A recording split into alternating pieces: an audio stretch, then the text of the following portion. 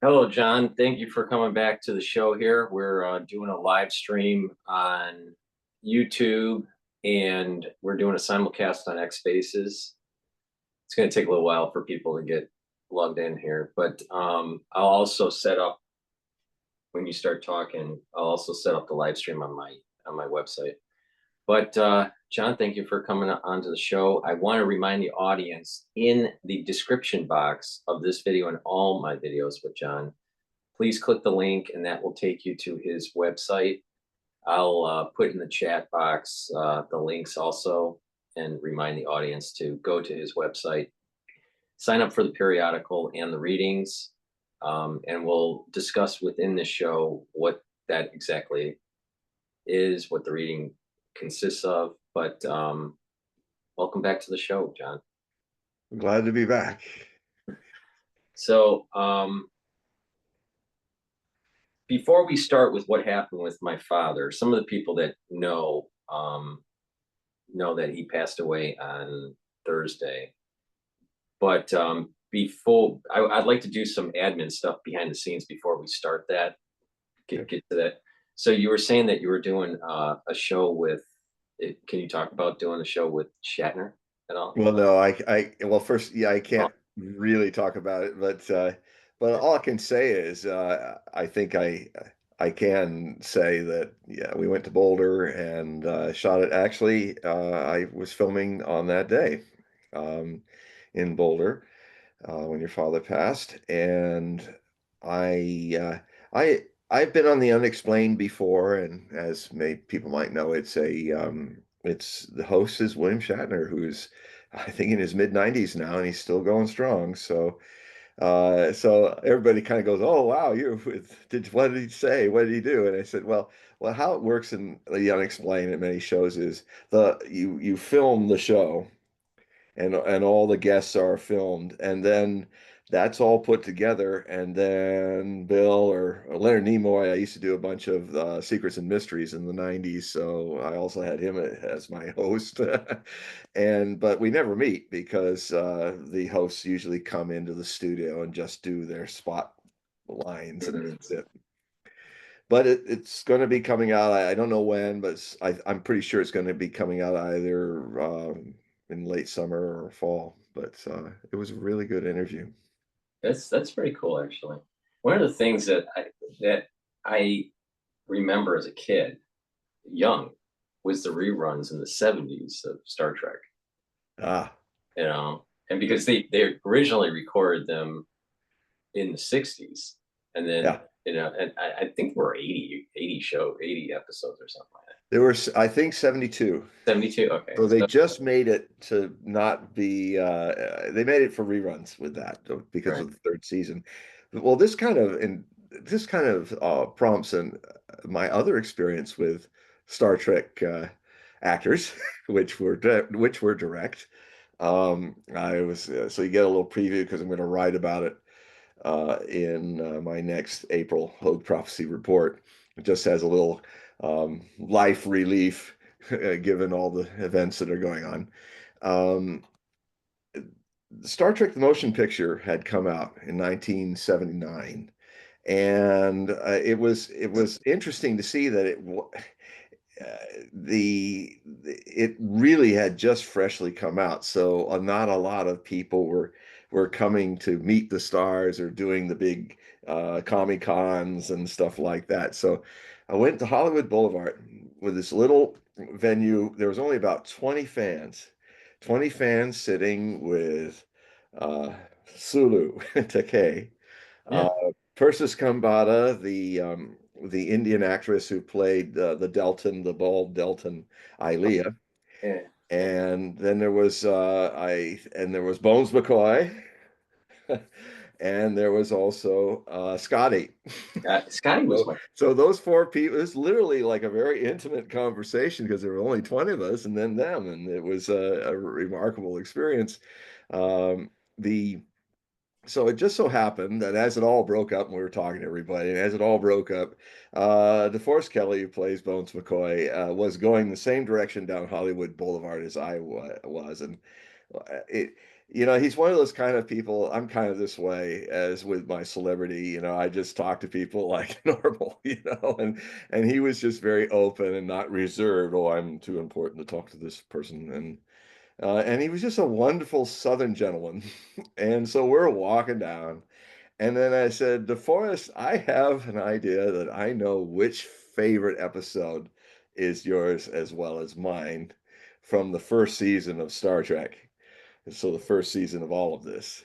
And here's how I'm going to prompt it. I said, I, because you had such wonderful lines in it, like when you suddenly appeared from an interdimensional weirdness into early 1930s Depression America, saying, murders, assassins, you, what planet is this?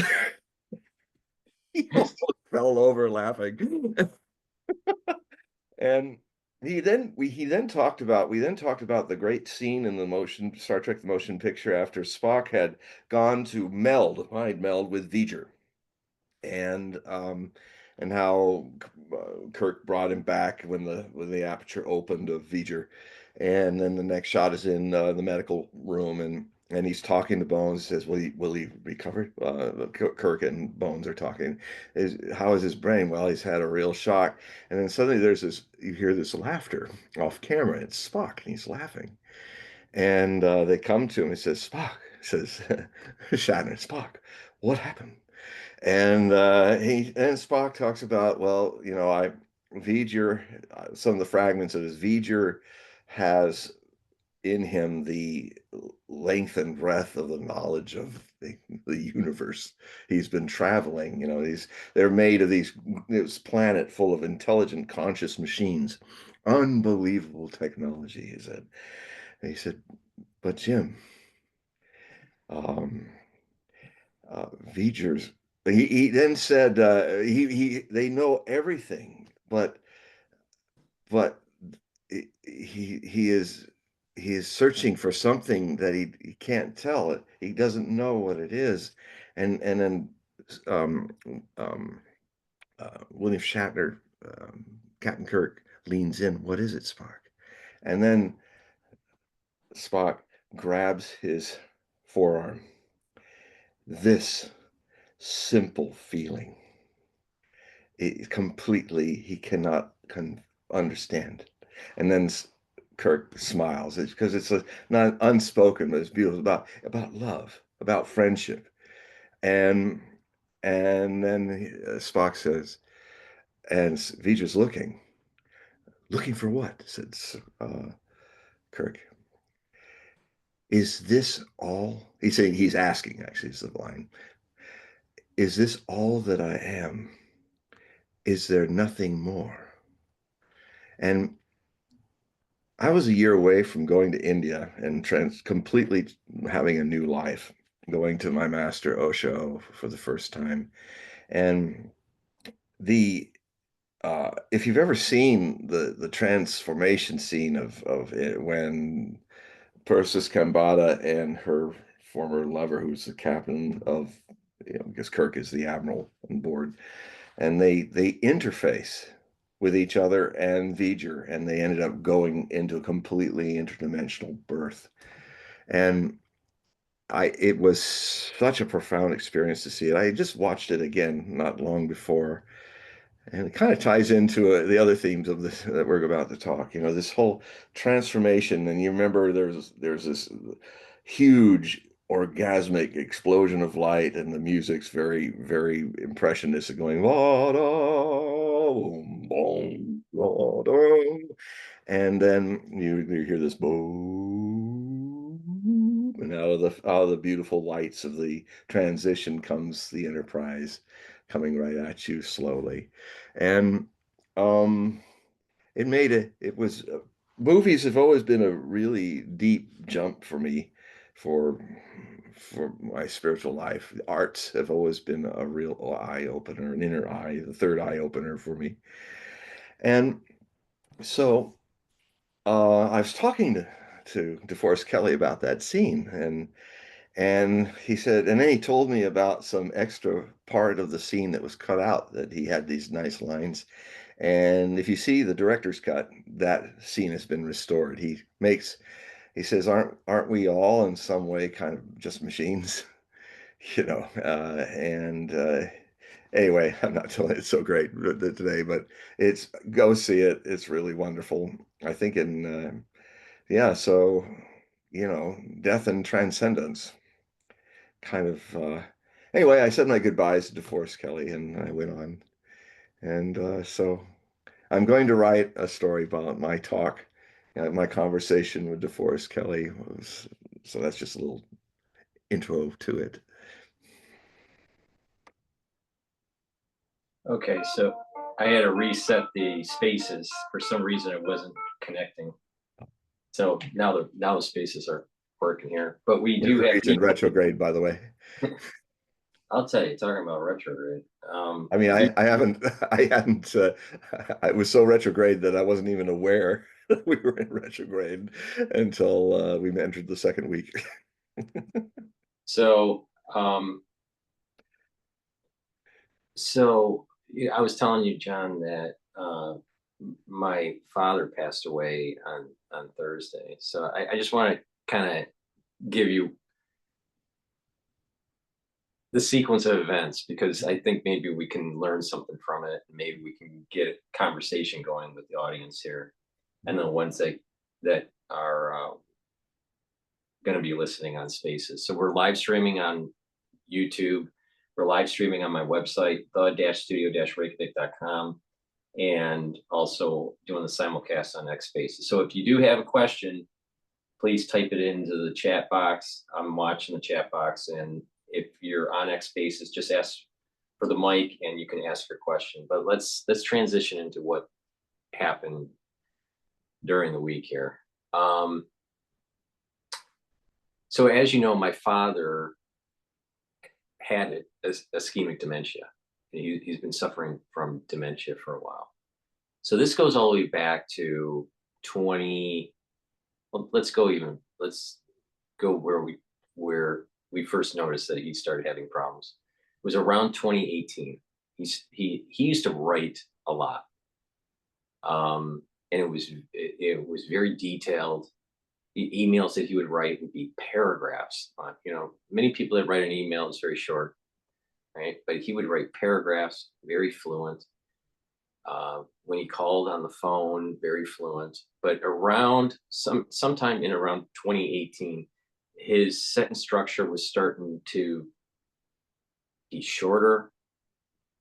The vocab was shorter.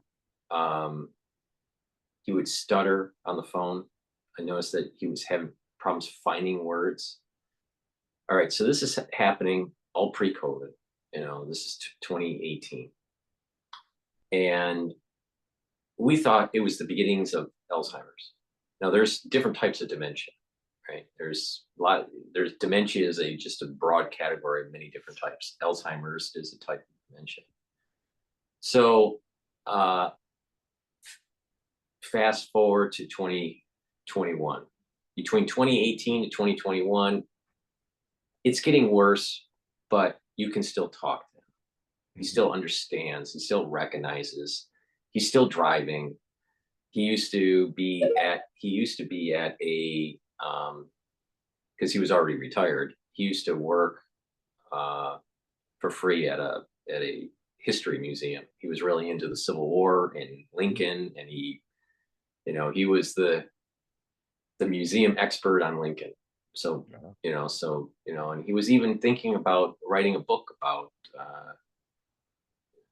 Reconstructionism.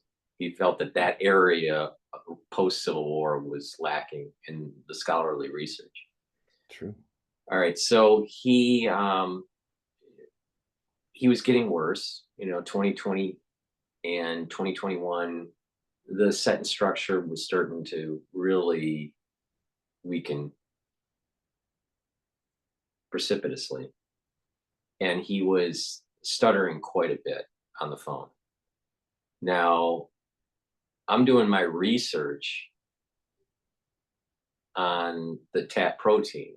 All right, this is HIV TAP protein research. And I was out of the country when he crashed. And to give you a little bit more backstory on this, he was the caregiver of my mother. So my mother was very ill for many years. She had diabetes. She had 4 or 5 different heart attacks, and we really thought my father was going to be a centurion. I mean, most of the people in his family lived to the 90s, or older. So he was a very healthy individual, except that this beginning problem that starts in 2018. So we thought that my mother would go before my father, all right, and that he was the caregiver. But he crashes in 2021. All right, this is around June or July. I think it was July of 2021. And when you have dementia, and in his case it was ischemic dementia, you stop wanting to eat, or your fluid levels go down. And what happens is that you have such a high level of sodium that can affect the heart. You have a very low blood volume, so the blood pressure goes down, and your kidneys start to shut down, and you can die. Right. So my brother was just happened to be visiting in the area. He showed up, and he's just not very responsive. And my mom was saying, yeah, he's sleeping a lot. And it was like, there was, so my brother decided to call the ambulance, and he was placed in this all happened in 2021. So he was in the hospital for about 13 days. They stabilized him in the ER and then transferred him to ICU. He almost died.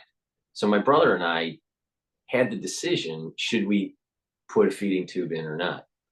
If we didn't, he would have died within about 48 hours. So we made the decision, not knowing where his cognitive baseline was. And he recovered, at least in body, but not in mind. So he couldn't speak.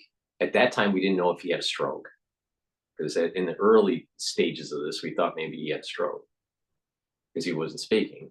But it really was, after further testing, it came out that it was ischemic dementia. So basically, what that means is that there's a constriction of blood flow to the brain chronically that leads to the hippocampal death over time. And that's what we were seeing that starting to happen in 2018.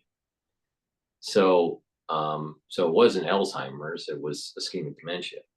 But so there was this, we were at one fork in the road.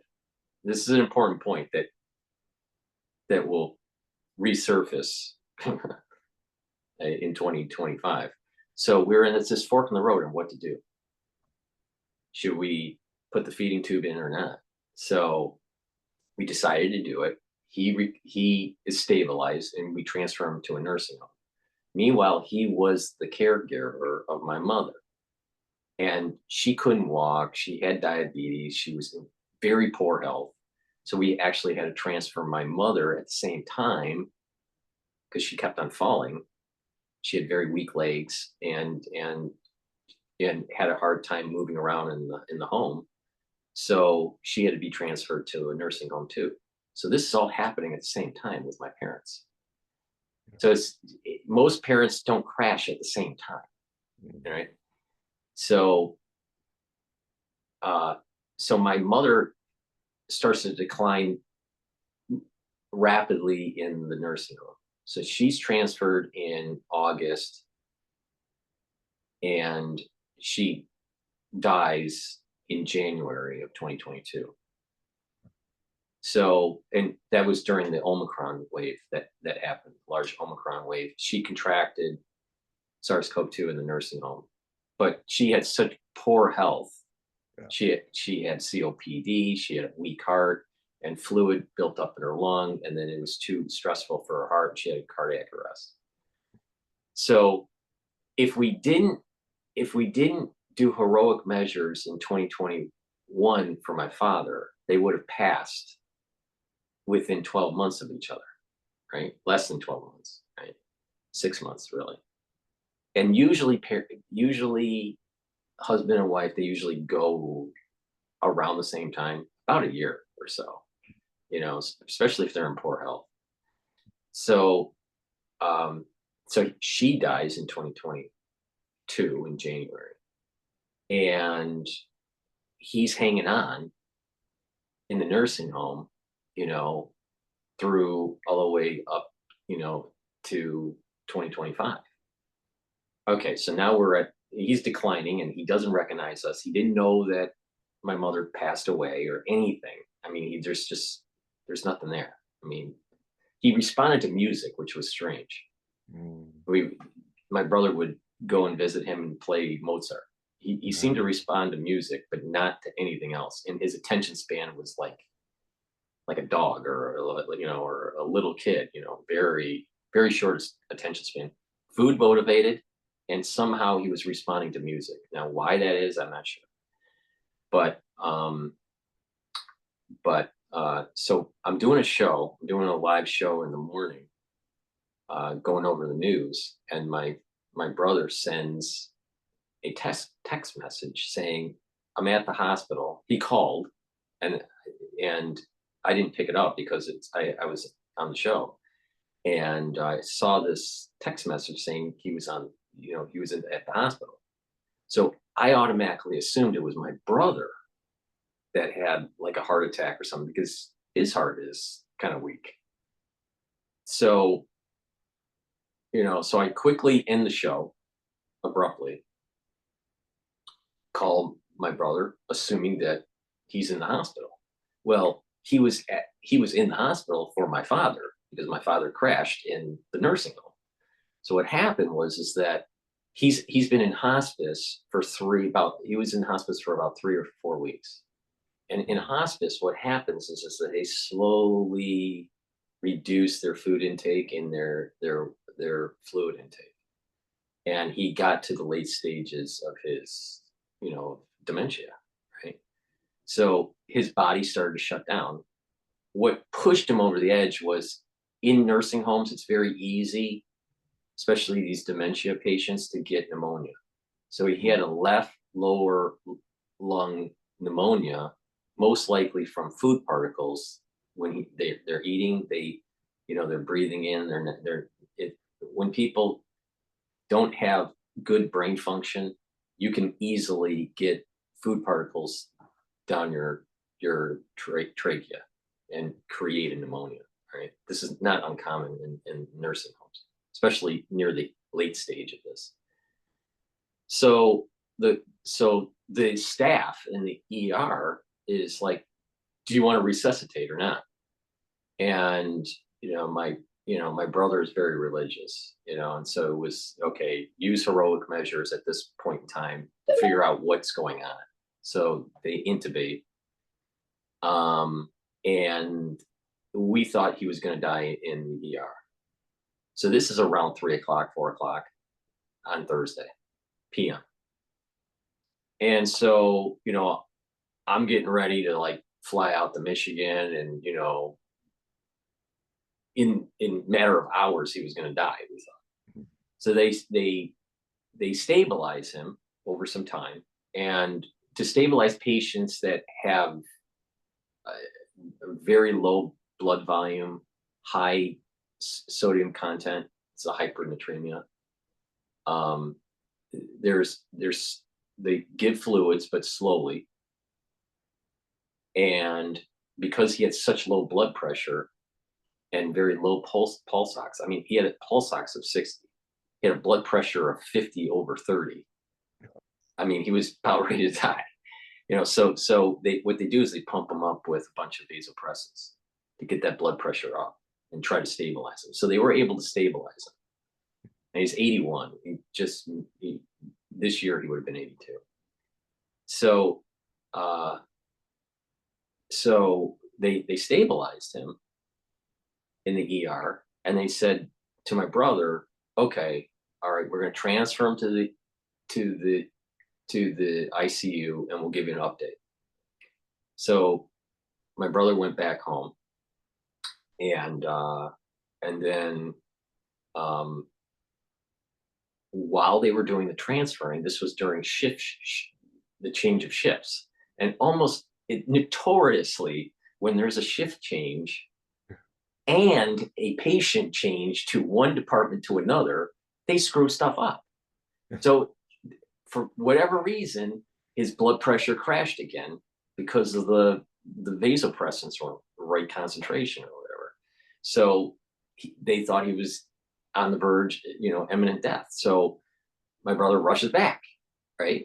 And he calls me, and we're like figuring out what should we do. So the first doc, the ER doc, thought that it was the late stage dementia that was the catalyst of him in the situation that he's in, because he was in hospice. And so we created this whole decision matrix, my brother and I, of what we should do. Okay, if it's the late stage dementia, let's have a natural death for my father and not do heroics. But if it's some sort of infection and it's not the late stage dementia, clear the infection with broad spectrum antibiotics and see if he recovers. That was the decision matrix that we had. And that was based on the ER doc on what his assessment was. So when it was transferred to the ICU doc, who had a little bit more experience, he said that it's what pushed him over was really the pneumonia, not the late stage dementia and the hospice care. So because my brother is religious, now this is starting to turn into a Seinfeld episode. So now he's like, now he's thinking maybe we should do heroics because it's an infection and it's not really the late stage of the dementia based on the ICU doc. But the ICU doc said, yeah, we could stabilize him, but he'll be back here in days or a week with the same problem. It's just going to be, this thing, he's not going to recover. They can clear the infection, but he's going to be back in. So I didn't realize how much he declined in hospice care. It's shocking. It was, just in 3 weeks, it was radically different. Okay, so I'm having this long discussion with my brother, and the doctor says, okay, let's continue on with the broad spectrum and the vasopressors and see where we're at. Okay, so now it's getting close to about 8 or 9 o'clock. All right. And we're trying to make a decision what we need to do. So my brother is starting to, get in a situation where he needs to call a rabbi and call, the funeral home and the cemetery and all this.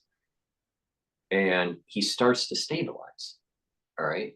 And so there's this kind of like almost just a glimmer of hope that maybe we shouldn't pull the plug yet.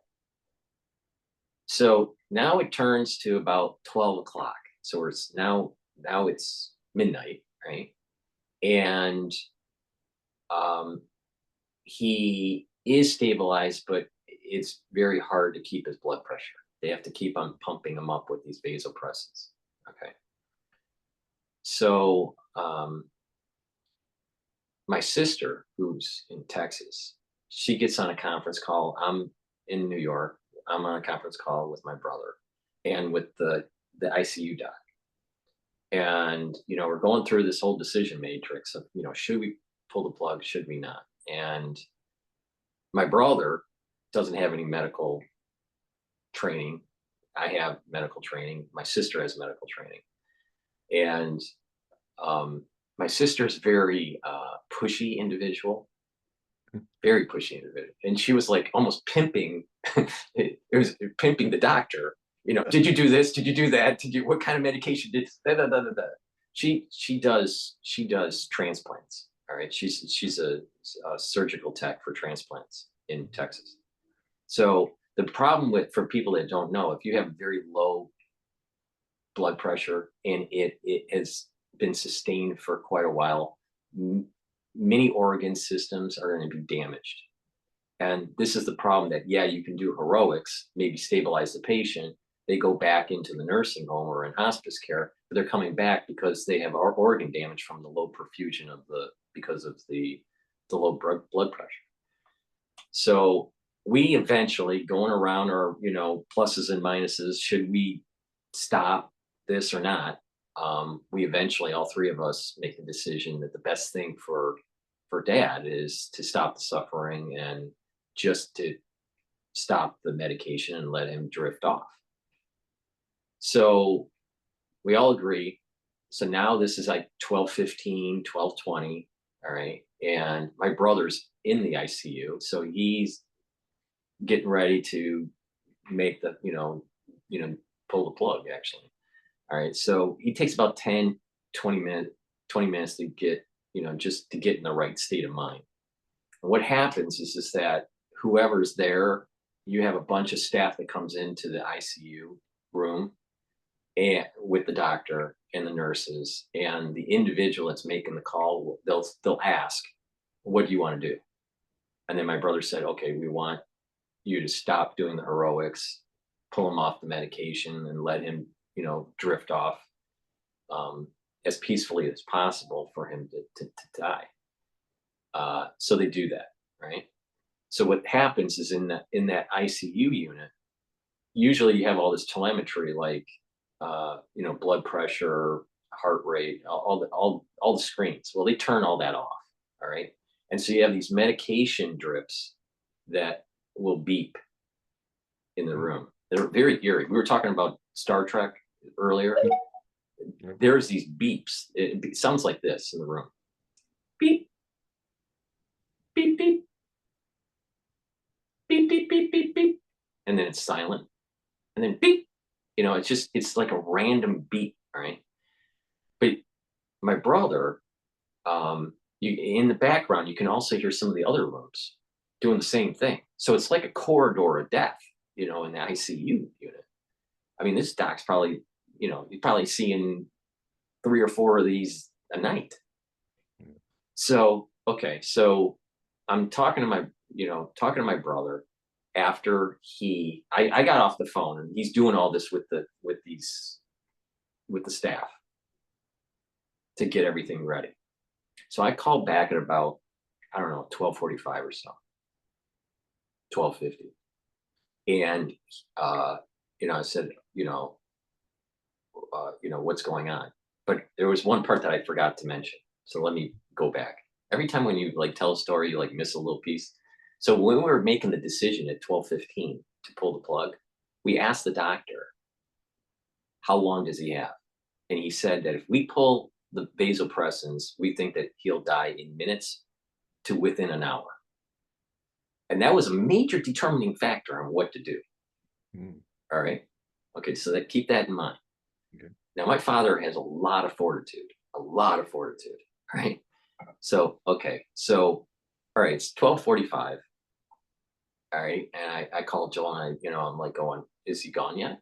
And he's going, no, they just started it. Okay. So I'm talking to my brother. I wanted to be on the phone with my brother. He's sitting in the chair next to my father thinking this is going to take until like 1 o'clock. All right. 1 o'clock passes. No change. 1:15, no change. 1:30, no change. The doctor comes in to give an update with my brother. He says, I can't believe the guy's still alive. And it's like, so, he's almost fully off of the medication, but he's still, he's asleep, but he's still alive. So I'm on the phone this whole time. It's going 2 o'clock, 2:30, 3 o'clock. I get off the phone at around 3:15, 3:20, maybe it was 3:30, probably just before 3:30. I'm getting tired, it's AM. And, we were thinking it would be kind of imminent, but he lasted until 4:57. He passes away. And so he lasted a lot longer than we expected, a lot longer than we expected. But I think that we made the right decision going back to that first fork in the road that we had in 2021 when we did with the feeding tube. I've always kind of reran that situation, did we do the right thing? You know, maybe we shouldn't have had the feeding tube back in 2021 and he wouldn't have had to suffer and he would have passed away in the hospital. And then, you know, because we did these heroics, you know, he suffered in the nursing home from 2021 all the way, you know, to just recently, 2025. But he held on for a long time. So it gets even crazier. All right. So that sounds like a Seinfeld episode. So, so in the Jewish tradition, you're supposed to bury the dead within a 24-hour period. All right. So he's passed away at 4:57. You have to give about a 24-hour notice to the cemetery to be able to dig the grave, and there's a union involved, and you know all this stuff. All right. So my brother schedules it 11 a.m. Friday. So I fly out. All right.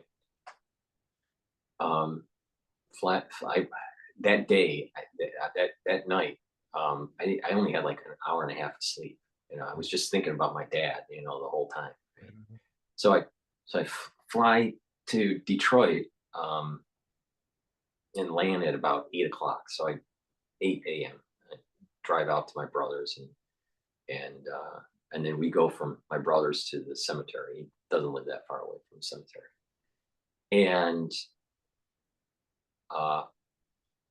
that was the first time, John, that I went through those gates. The last time I went through those gates at the cemetery was when I buried my brother in 2010. Right. All right.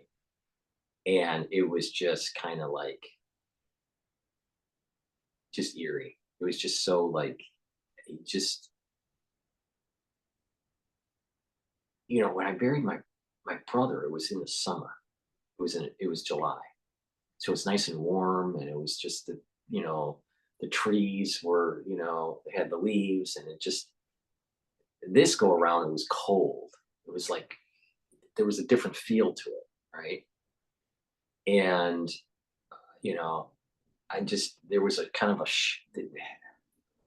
there's a shock, you know, seeing the headstone for my brother and seeing the headstone for my mother, and you know, and it just there's something there's a jarring effect to it. So uh, um so here comes the Seinfeld film episode. So my mother is buried right next to my father. All right. So the two plots, and then my brother is not in the same row. He's one row ahead of them, but in front of my mother. So my mother is like this, my father is like this, and then my brother is like over here. All right. So it's not in the same row as my parents. It's one, but it's in line with my mother.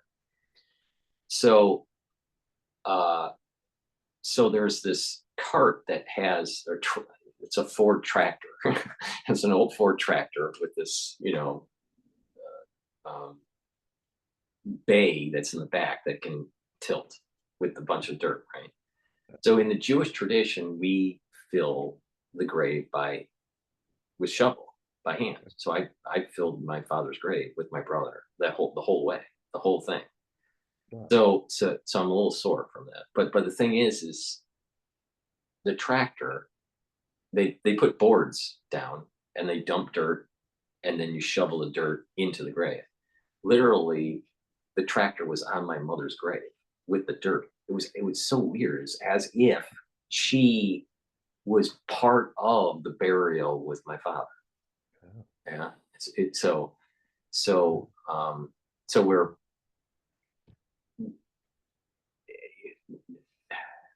fast. Let me go back one step. So before we lower the casket into the ground, you know, we say our eulogies. You know, we have our speeches. My sister started, or first the rabbi says something, then my sister, and then my brother, and then because I'm the oldest, it's been our tradition that when we bury our family members, that I say the last words, and then the casket is lowered. So so we're lowering the casket, and then we start to, shovel. It's very cold, very cold. And the rabbi was getting a little, because some some Jewish families, they won't fill. See, in at least in Michigan, I don't know if you're familiar with this, but at least in Michigan, there's a concrete wall that's put down into, like a box that's put into the grave. So they dig the grave and they put a concrete box. But for Jewish families, or Jewish dead, they have a hole that's on the bottom of this concrete box that they put in. And the idea is that the dead are put in a wooden box, it decays and it goes into the ground. There's nothing impeding them to getting into the earth. If you're in a concrete box, you're impeding that getting dust to dust concept, right? So, but the thing is, Jewish individuals don't get embalmed. There's no formaldehyde. So that's part of the reason why you can do it this way. All right. But then they also put a concrete top to it. Now, some Jewish families, I would say more than half, what they'll do is that they'll put the concrete, they'll put the box in, they'll put the lid on, and then put the dirt on that. And there's no dirt inside the concrete box, even though there is a hole at the bottom. What we do is that we put the dirt in the concrete, the casket's laid in, and then that perimeter and on the top of the casket, you put the dirt in the concrete box and around the perimeter. It's you fill it all the way to the top. Then you bring down the concrete top and then fill again. So it takes a lot of time to do this, and it's cold. And the rabbi that, because my father wasn't Orthodox, he was more of a conservative persuasion in terms of his religious observance. So we decided just to get a conservative rabbi, even though my brother's Orthodox, and we decided to kind of blend the two. It was like a conservative burial, but with an Orthodox bent to it. All right.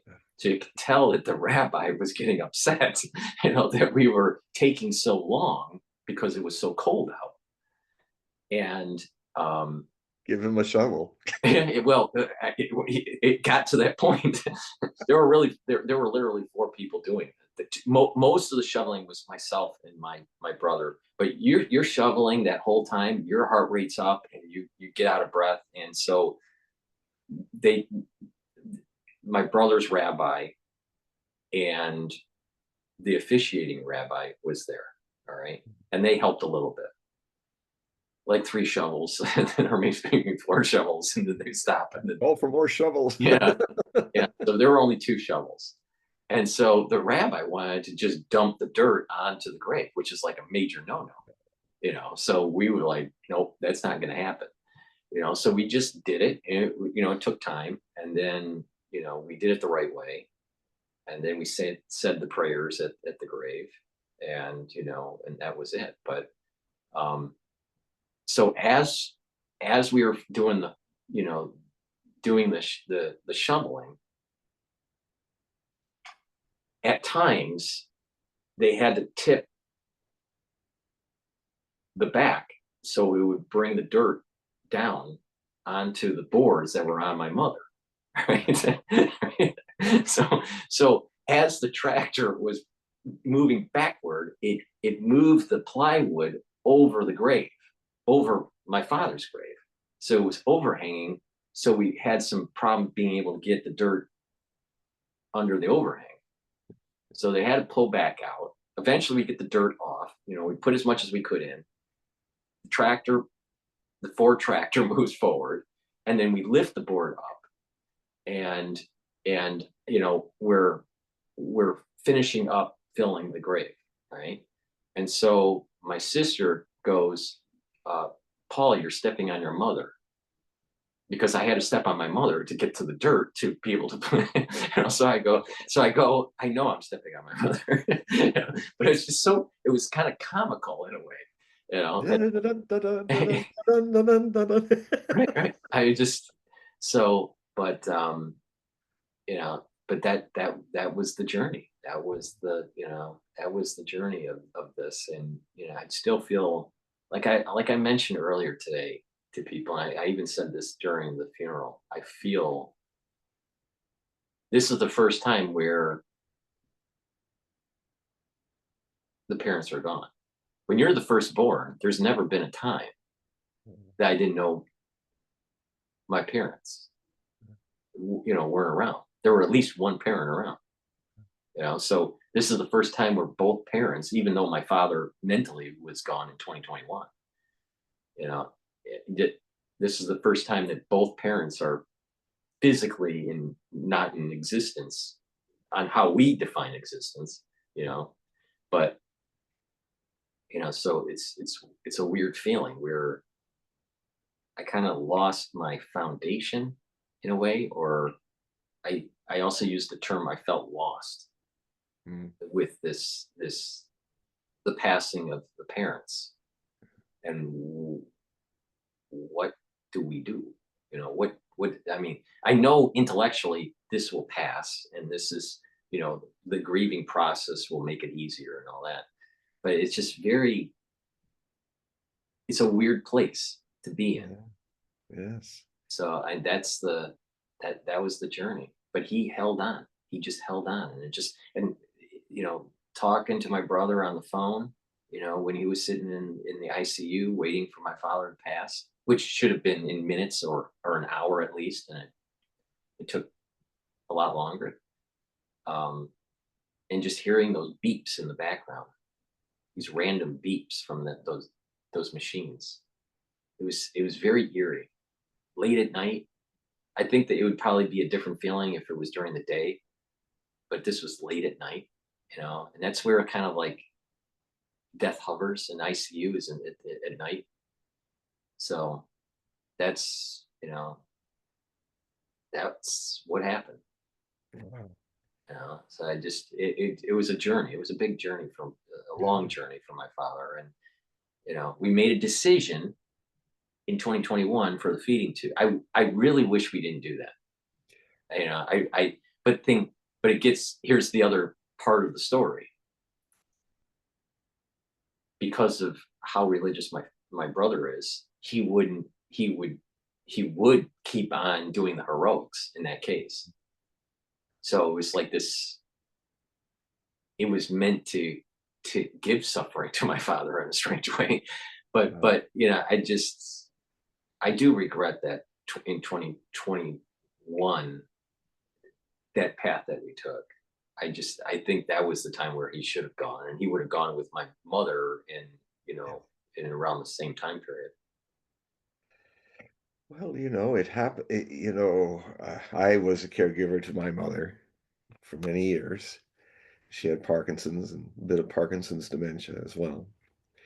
Although in her case, maybe because she was a meditator, uh, she was conscious throughout most of it, even when the brain was doing funny things. Like she would say, she'd come out of the room in 2014 and says, I've just I've just taken my pills 5 times. And because, in Parkinson's, sometimes the sequence of memories go, and it really feels like she's taken them 5 times. And of course, the pills were not 5 times, but the one time she took it, her brain relived it.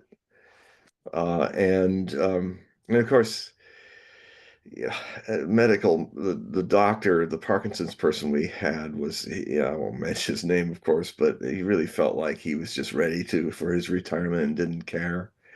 And he never told me about the the hallucinations that happened. Um, and then his way of talking about was just say, well, it's just the way it is. Uh, and I almost wanted to say that you're a mediocrity. Yes. I just gave him a look, but I just left it at that. go shuffle off and retire. But um, I was very, very close to my mother. We were like a soulmate. It was like we were one person in two bodies. It was very, very close. And so I can appreciate your feeling about how you've always had your mother and father there. Although I was the second child, I could simply say the same, is that my memory in my life was that she was always there, and we were so close. So close that we even shared the same spiritual path. You know, I went off to India, and then she went off and also became a disciple on her own, and so we shared that spiritual side of it as well. But I remember, I mean, there were many amazing things that happened when she died. Now, I can talk about that at another time, but to the point of what you're feeling about feeling like in the lurch, like the absence of your father is it now both your parents are gone. Now, my father died in 1997. Um, uh, I was able to say goodbye.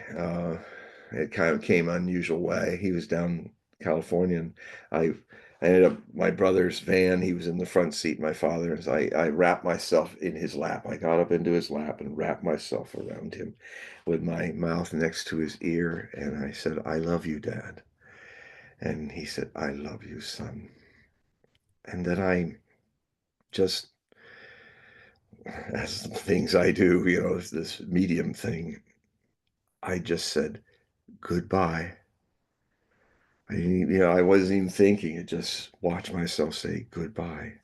And his body kind of gripped just slightly and then relaxed. And he said, "Goodbye, son." And then a few months later, he was gone.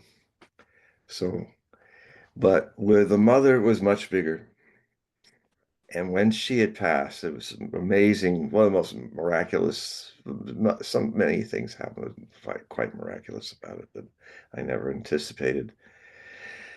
But I did feel for a few months after it was all done, after I'd pushed the button on her cremation, all of that, something remarkable happened while that was happening. But that's for another day. Um, but for a long time, I felt like a stranger in a strange land. That I felt like the world I felt the void of their absence, and it just put me into a space of just observing aloneness for the first time in its kind of empty space. But I will say this, that because death is one of the most important things that life hands us. Um, it's at least this is how I learned with my teacher, my master Osho, about this. And I was also there for his death in 1990 in January. Um, we, I was there to see his burning in the same burning ghat where 10 years earlier I was going there every day to watch people burn, doing the Tantra meditation. I wasn't told to do it. I think it's from past lives or something. I just started sitting with the dead, watching the stages of them burning and then meditating upon the skull and looking at the eye socket for 3 hours. And then the third day at evening, um, just looking at the empty pit as if they never existed. It's that mystery of death. It's like when people go, it's like, did we ever exist? Is this going to happen to me as well? Is it just go? And of course, the other issues that come up is because who knows, maybe I also will go demented sometime, and all I can think of is that uh, maybe there's something that will be witnessing it. And that's going to be the experiment, the exploration. When the mind starts going, maybe I've gone deep enough into meditation that the meditation, it seems incapable of anything of the phenomenal world to harm it or touch it. But we'll see. Um, I mean, and so yeah,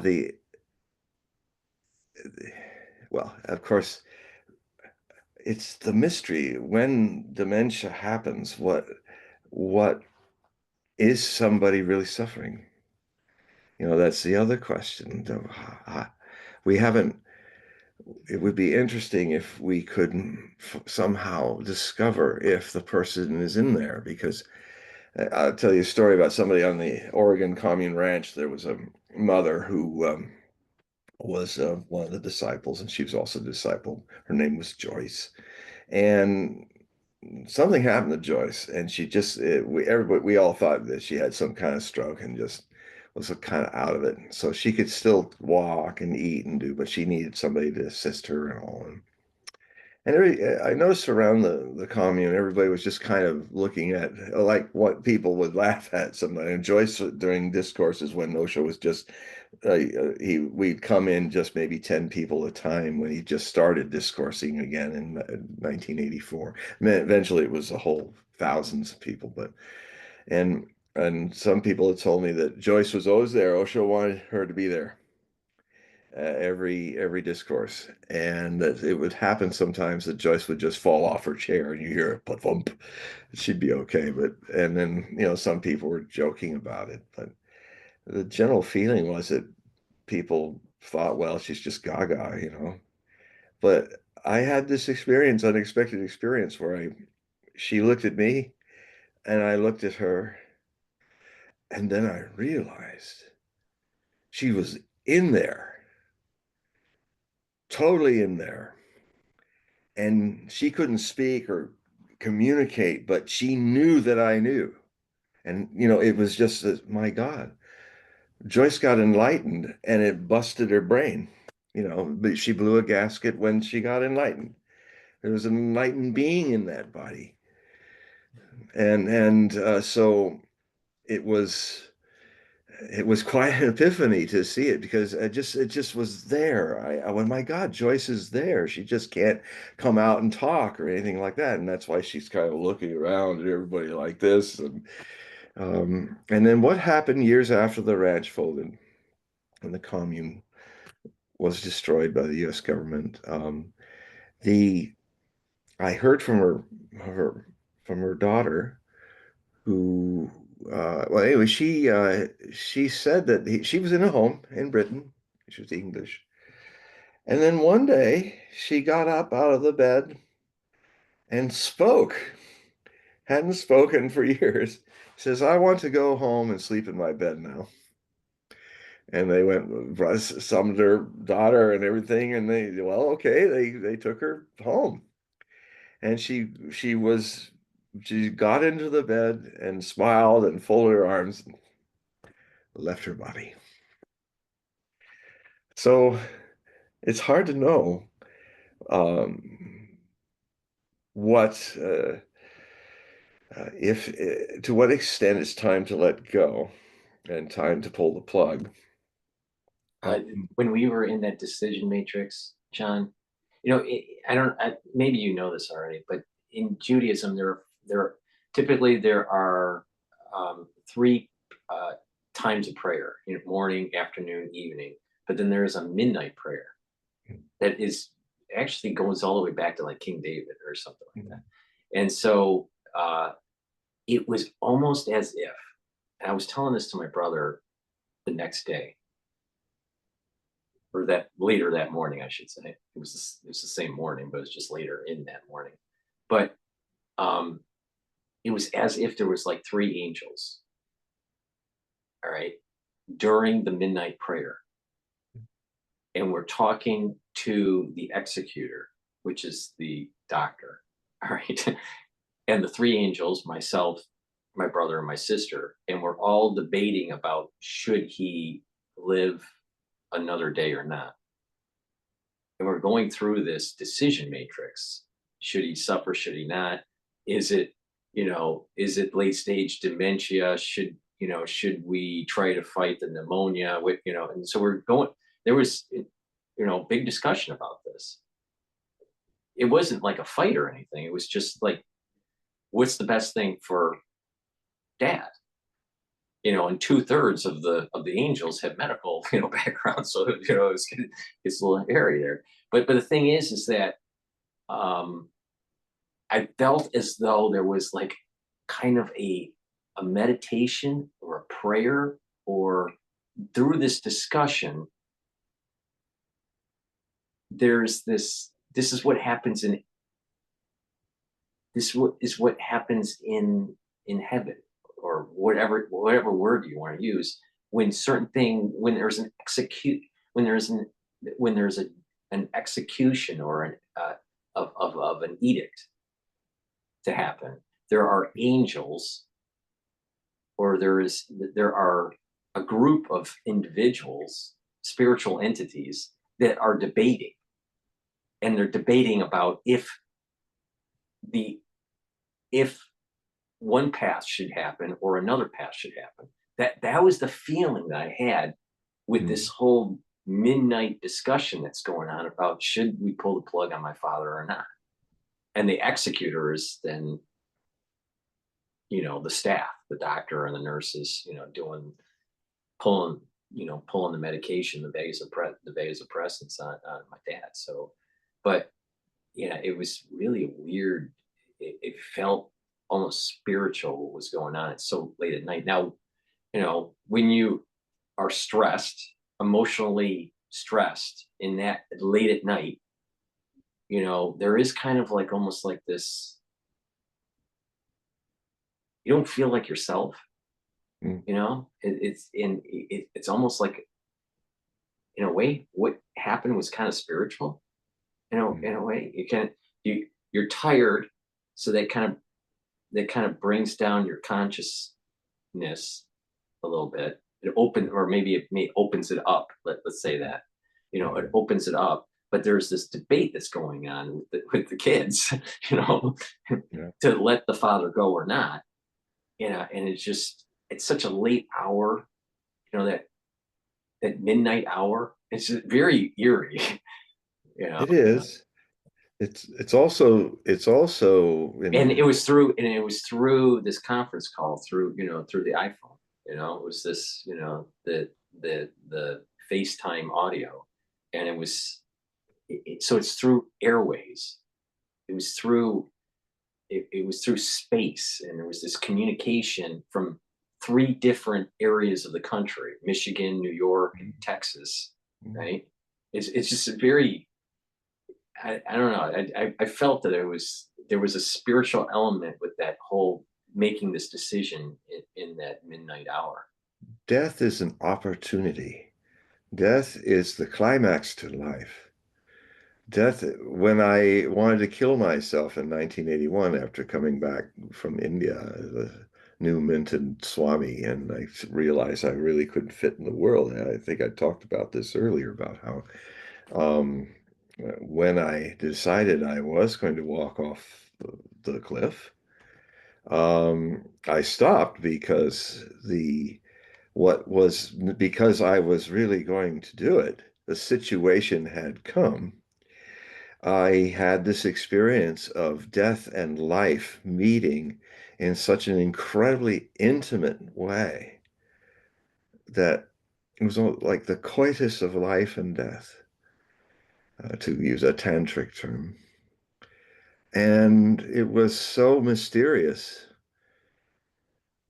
so reckoning and let going at the same time, that I sat uh, next to this against this little young gum tree, silver dollar gum tree, and just wanted to ponder it, because I knew that if I did not go over the cliff, this thing would disappear, this presence of life meeting death, because I was about to die, and from my own choice.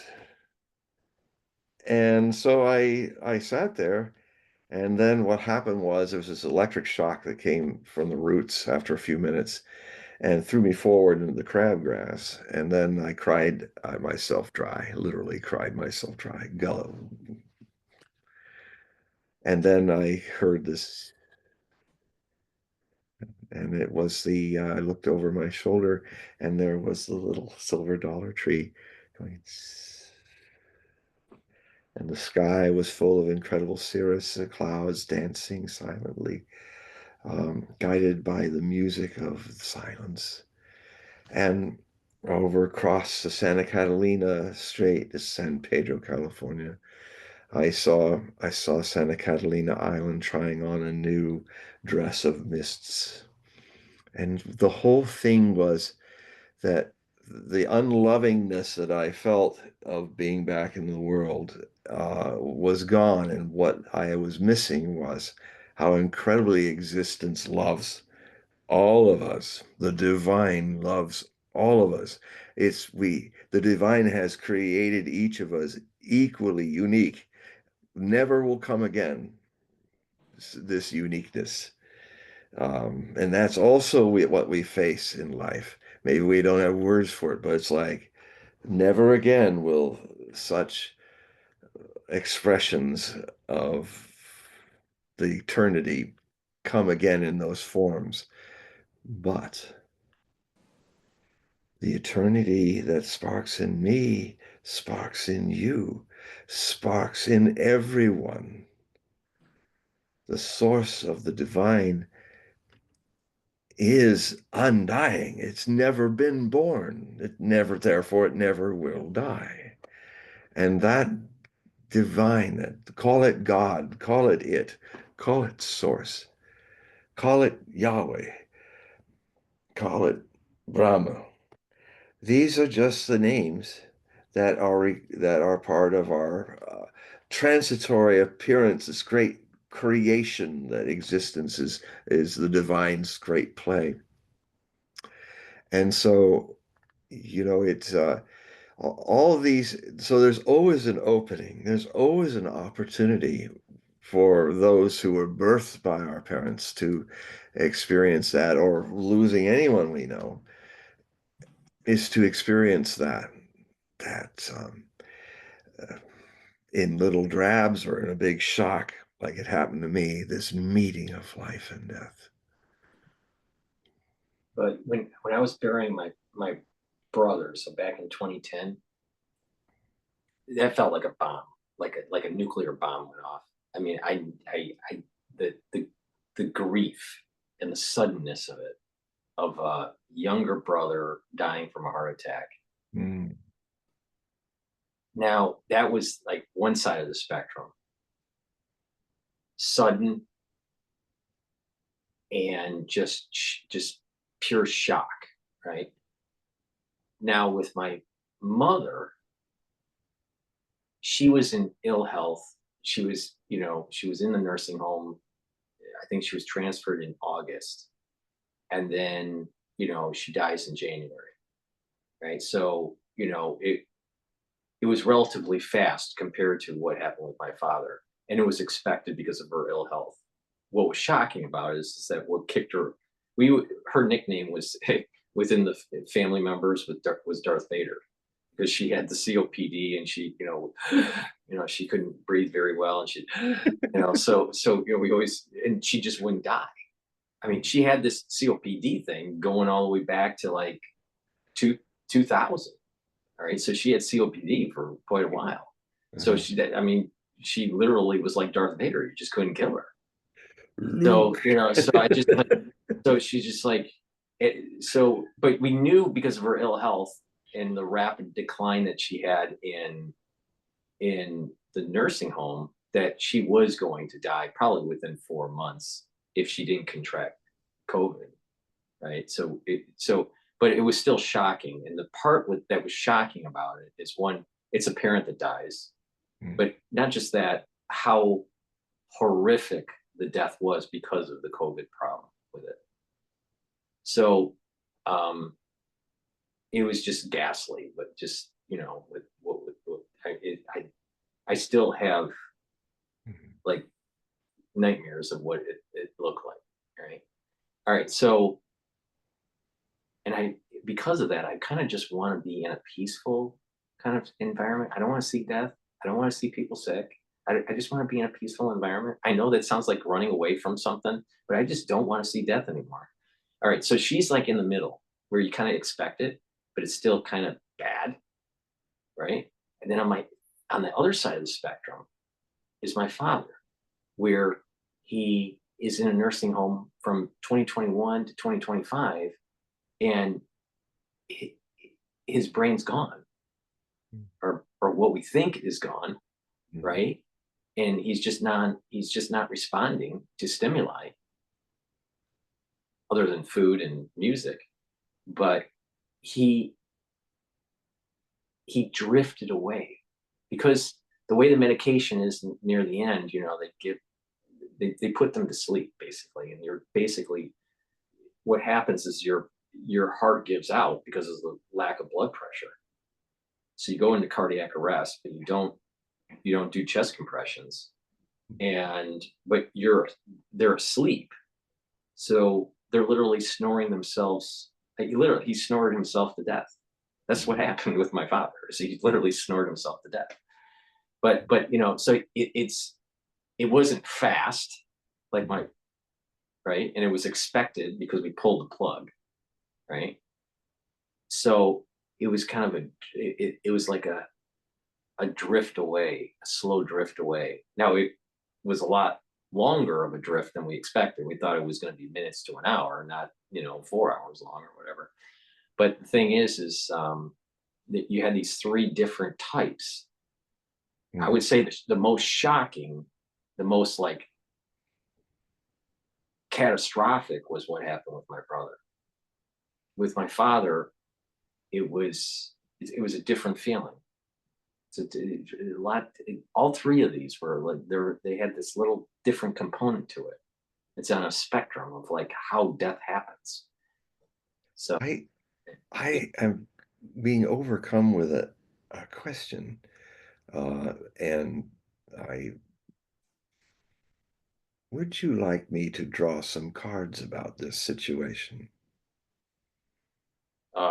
yeah, I guess. Yeah. Oh, yeah, let's try it. This Okay. is total for the This ones is that are unusual, listening. but it's Yeah, I've yeah, never for had the this ones come that are up listening, before. right, right. So But for the ones that are listening on YouTube and on X Spaces, we're gonna be doing something that was totally unplanned here. So let's see what happens with these cards here.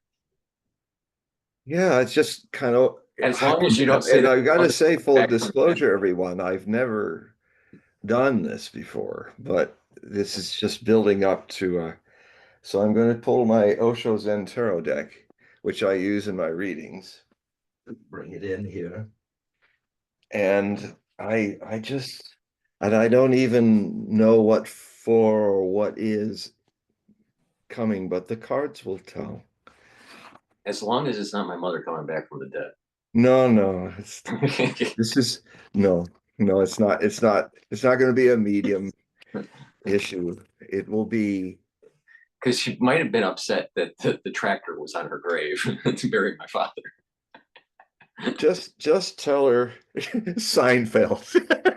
You know, It was so comical. It was so that's very Seinfeld, I must say. Dun, dun, dun, dun, dun, dun, dun, dun, dun, dun, dun. You know, and it's great because now Bobby Kennedy's married to one of the Seinfeld characters. Yeah, for a long time. yeah. So All I'm right. So I'm going to do a Celtic cross. So I'll describe it a bit because the the Celtic cross is a card here, a card over it, one up here, one down here, and this way and that way. And the first card at the center of the cross is the issue. The second, and this issue is what do we what do we need to understand about death and about the whole vibe of this here. And so that card is there. This card is what I call the key and the lock, both two sides of the same thing, the opening and the closing. The top card is how do we take this into the world that we live in? The 1/10 of awareness with 9/10 of it suppressed. And then the card below is the oceanic that we just swim on the surface of, the real depths of us, depths that go beyond even our individual illusions of being separate. This is the past and this is the future. So it's really about, okay, the issue is what do we, I will just start. I will, I will shut my face and start.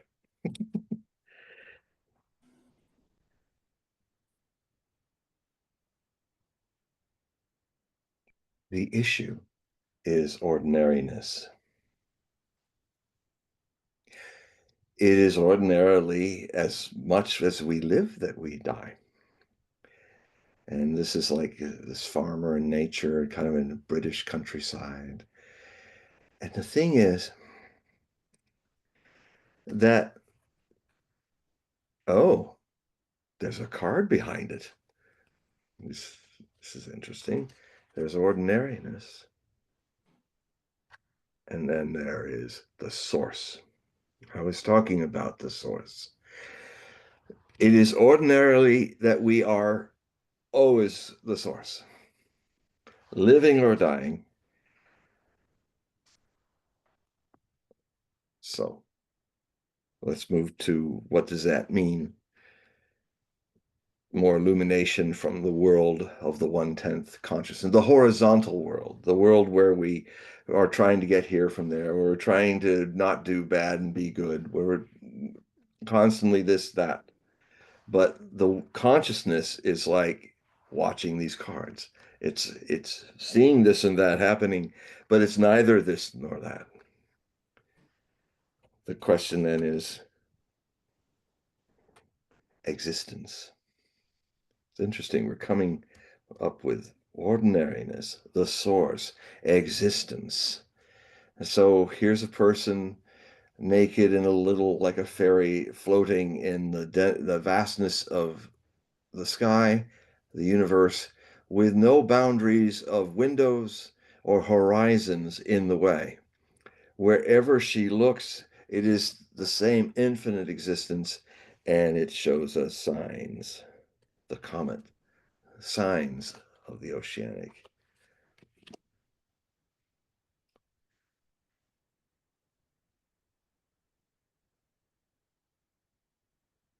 Yes, the issues of, wow, I've never had these two come together, but the life, where are my glasses in this?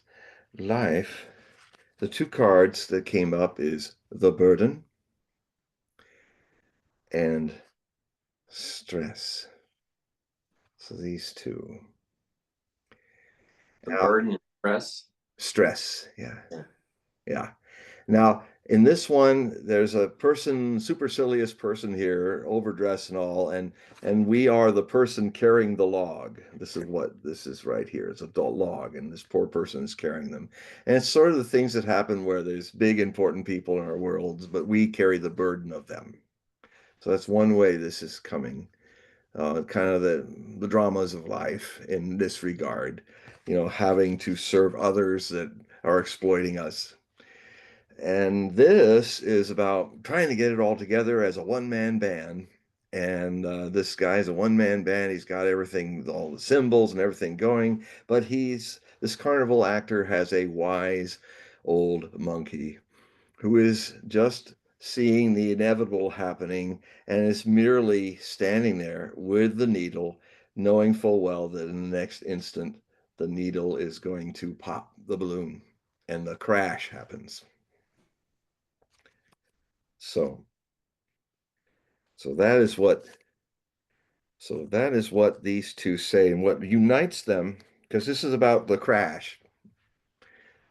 It has something to do with about the crash that happens at death. I mean, the crash that happened for me when my mother was, and see, it can happen to many people. I've had hospice nurses tell me this. She, when I finally was able to let her go, because she used to say, I said, I don't understand why I'm still here. I'm really ready to go. I've been ready to go for years. And I said, well, I know why you're here. I've had to reconcile that I can't let you go. And I've even tried to let you go. And when I tried, I almost gagged and fainted. And I said, this is really not me. So I had to accept this is so important with the process of dying, with our loved ones dying ourselves, how we think, well, should I not have done this or that? Should I have pulled the plug early or all that? Just love yourself and forgive yourself. It's not a, and that's for all of you out there that are listening that have had those kind of feelings. It's you do the best you can, and whatever happens in the death of our parents or loved ones is always an opportunity to accept and hug ourselves for our limitations and just say, hey, you're human.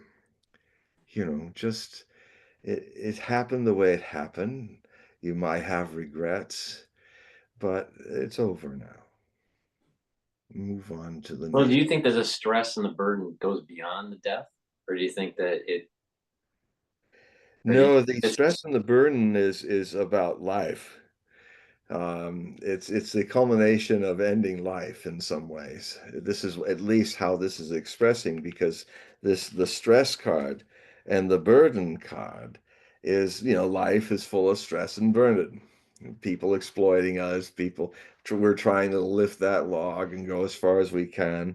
And then there's the other side of it where we're very active about life, defiant against it. We're going to be the one-man band and everything's fine. And then the monkey's almost like the the death. He's in the guise of a monkey, and all he's doing is holding the needle, and then pop.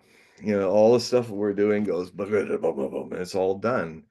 And so what happened for her was when I just had to accept that I had to accept myself as I was. Such is the case. I can't let go of my mother. I'm too attached to her. And then the other thing I started feeling when I accepted that is, well, maybe it's not time for her to go, and that whatever mysterious thing is helping me through her remaining will take care of itself now. And it did. A few months later, that feeling of attachment was there, and then the next moment, without any warning, it was not there. It was like, there it is. It was gone. So I immediately walked into her bedroom and I said to her, I got a message to tell you that all this me holding you here, holding you back from going, just last moment it ended, and you're free to go. I'm no longer holding on to you. And she kind of worked out that idea a little bit with the dementia, saying, well, okay, I'll just go to well, okay, we could just have me go to the home and everything will be fine, and I can leave you alone. No, no, no, I said, not that, it's not that let it go. I'm here to be your caregiver now. What you may live years or seconds is up to existence now. But all I'm saying is that I'm no longer the cause of you tarrying here on this planet in this mortal coil. It's gone. But I'm here as your caregiver all the way to the end. I'll be there here in this bedroom helping you go as we talked about it, helping you die and be released, which did happen. So anyway, she's kind of pondering on it, going, wow. Well, and then the deeper part of her that wasn't hit by the dementia of the Parkinson's dementia that she had. She suddenly went, well, what do you think will happen? And that was like the true depth of her talking to me. And I said, well, the deep, that question comes from the deep part of you. And my answer is this, that my feeling is that you will go very quickly. And what then happened a day and a half later is the crash, which was really like all the stuff that had happened, um, all the ups and downs. It was like it all happened in a 36-hour period where it was, I won't go into details, but it was like everything that had happened that was heart and the body going apart and all that all happened. I finally managed with some help to get her to her bed clean and put her back into the bed. And then I leaned close and said, Vipassana, that was her Sanskrit name. Breath meditation was her Sanskrit name that Osho gave her. Mine is Arjuna, meditation, innocence. I said, Vipassana, I think this is it. And I think you're going now. And she went, mm-hmm. I said, do you want us to continue to feed you water and food? And she said, no, no. Mm-mm. And 6 days later, she worked at her letting go, and she died laughing and luminous. It was quite remarkable. Well, that's a strange thing when you bring that up because there is a common theme about death where the body sort of knows, assuming it's not sudden, right? But it's Right, there's some sort of right. lengthy illness. The body wants to stop eating and taking in food. It's part of the process. Mm-hmm. And for the ones that are trying to almost fight the process, the surviving family members or even medical staff, they intervene and they, put food in the body or put fluids in the body. And they're actually fighting the process. Yeah. And so there's this, see, with the medical industry now, we're gotten to the point where you can keep the body alive. It's not there's not dignity to it, but you can keep the body alive for a long time. Yeah. Um, 100 years ago, you couldn't do that. No. But the thing is it really a dignified life or even, a dignified death? And that was where we were getting to with my father. It was like, we've taken it to the extreme and we can't go any further with this. I mean, what I'm about to say about it is we're all learning. We learn through our mistakes, and mistakes are not really mistakes. They're just, this happened, maybe this could have happened. And the most important thing to understand is the path of being a human being is to think you've made mistakes and have made mistakes and all, but in the bigger picture of this all, it doesn't matter. I mean whether he should have left then or not. We do what's handed to us in our world as we understand things. People did different things in the past. People will do different things in the future. But um, the the the problem is that the Hippocratic Oath, do no harm. I can't remember the Latin of it, but the oath.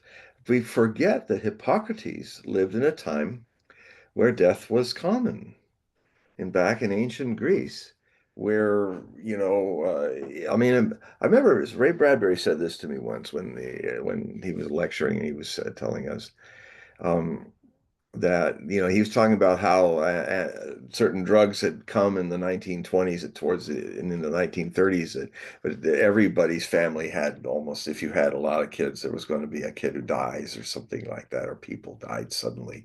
So death was always around. He wrote a short story about it and I think it's based on something he did in Illinois when he was a little boy, where he tried to bring back to life one of his siblings.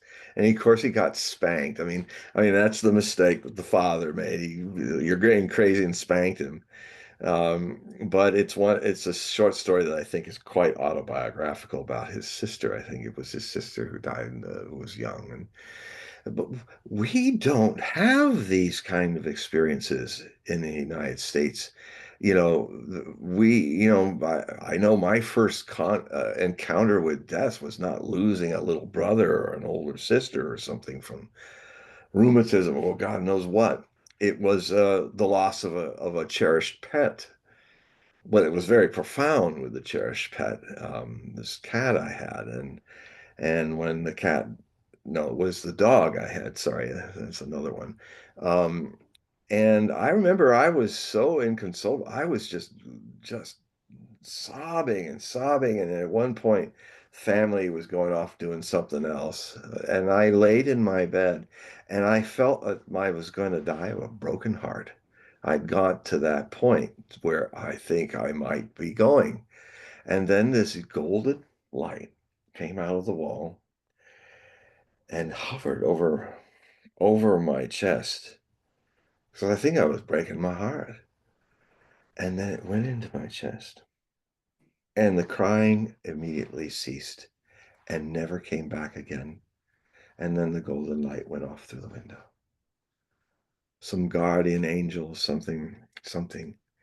Because I was really crying they would have found me dead. So it doesn't, it can be a cat, it could be, but it can trick you if it's some human, if it's a cat. But we were always around death so much more than we are in our modern times. So it has its own unique challenges.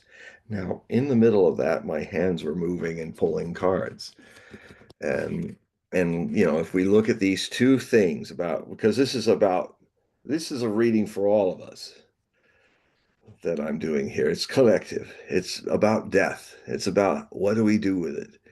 And there's a part at the active part of our trying to make things all happen, and then it's going to go pop. And there's the whole burden of carrying the life and the world and the expectations of others that are often supercilious. What then harmonizes these two cards is innocence. Here is Lao Tzu, the great Taoist master. He's lived quite a life. He has come full circle to, we are meant to lose childhood so that we can recover it with awareness. The child is turned into the ego, but then it's never lost. It's our very nature that some of us return full circle in life to our awakening, to the gift of mystery and beauty that we came in life and brought into this world, which is then embraced by others who did exactly the same. But in their embracing, they are trying with all good intention. You can't live in this beautiful, innocent person. You cannot live like this here. You're going to have to learn this. You're going to have to learn how to competition. You're going to have to learn how to shine it on with certain people. You have to learn all these things because you won't make it. And so it happens often that using the metaphor here, our parents, politicians, priests, and pedagogues who have now succumbed to the ego coding that they use to survive this innocence that's now suppressed says, we've got this great game. And if you play it, my son or my daughter, we will love you and we'll take care of you. But you have to play this game and win it. Oh, what's that game? The game is pretend that you're not a divine spark. Okay, I'll do it. And children, innocent, they they are total in the way they play a game. So the divine spark. So he pretended not to be the divine spark, and he succeeded in the game. He forgot about the divine spark, and then he forgot it was a game. So really, the what I consider the second birth that Christ was talking about is when the enlightenment that we came with, that then was suppressed by ego and things, that we rediscover. If we rediscover it, you've not lost it. It is your very nature. And because it's your very nature, and because it's permeating everything, it is ordinary. It is the most ordinary thing. And that's why seeking God, seeking truth, all of these things that people do, becoming a Buddha, an awakened one, Well, to the Buddhists, you cannot become a Buddha. You are a Buddha. The question is, why are you pretending not to be a Buddha? Who started you on that path of pretending not to be a Buddha? And and then if you go deep into witnessing how the pretenses habits started, what is witnessing it but the Buddha? How, you can only imagine that you've suppressed the spark of divine God light, but it's not possible to lose it because it is so ordinary. Look, I mean, God's presence is in everything in the world. The trees, the sky, and because it's so ubiquitous, and because you can't find it, because it's everywhere, it's all over the place, it's inside you, it's eternal, it's missed, completely missed, because the goal-oriented life, the life that does the one-man band, the life that complies to the surrender of being a beast of burden, all these things are tend to make us misplace our center, forget our center, and it even will start you trying to think, I've got to become a Buddha. I've got to become a spark of God. And so you'll spend life after life trying to become something. But you can't become these things. You are these things, living or dead. You are these things forever. So the question is, the work is about unraveling, it's about relaxing, it's about easily coming here to the present. And it doesn't matter what path you're on. I mean, what I'm talking about is meditation, about being a witness to things. And it's meditation is not a faith, it's not a religion, it's a hypothesis of subjective science. And whatever your path is, whether you're a theist path, atheist path, Jewish, Christian, Buddhist, Catholic, whatever your path is, meditation will make you more full and aware in that path. There have been great meditators in all the religions. Bar Shem Tov is one of the great Hasidic enlightened masters. There's Plotinus in the Christian faith. There's so many people in all the religious faiths. There are mystics who have come home to this. So, in whatever faith you're in, whatever your background, you can utilize it to come to exactly the same ubiquitous reality that is divine. And so, and the path that is innocence, an sense that you rediscover. And see what Lao Tzu created the Tao Te Ching, which is the water course way. And what that means is his was about non-doing as the work. Water has this goal to come out of the mountaintops, and its whole nature is to go to disappear into the oceanic. Now, a lot of things confront it. There's barriers, but the water doesn't fight the barriers. The water just waters. And as it builds and builds, it's not seeking a weak point in the barrier, but the weak point is found and the water flows through and continues its journey to the ocean. So there is a certain workless work that is required.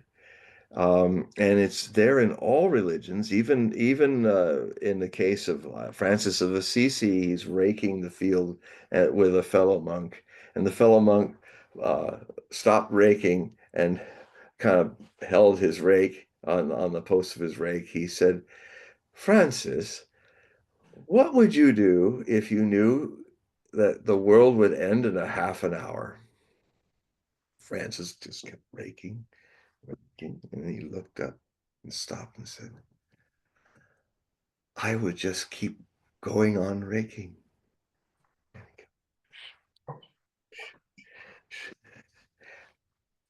There's some very depth. The message is in every religion. The message is there in every religion. Whatever your desire or need of religion to go, the same message is there. And it is about finding that which never is born and never, therefore never dies. It's about something that doesn't even exist, because even that is an impediment to, if you must exist, then you must also someday not exist. But what if if consciousness, the eternal spark, is beyond even that? So what does the past? So innocence is the innocence is the source of this deathlessness. And these two extremes, one's more yang, this guy, the monkey, and the other's more yin, with the burden. So what is this, how, with this stuff I'm talking about death, what does it do to our attention to the past? What then is illuminated in the past that we could bring as a lesson into this Celtic cross? Now, this is very strange. This card moved around. It's the card that started this, the past, ordinariness. That's never happened before. Remember, it's just ordinariness. It's just be here now, or be here now, or be here now. Same words, different thing. Be here now. Draw all of your energy and intelligence and love, all your fears and everything, like bring it to now and watch it. So now the future then, oh wow,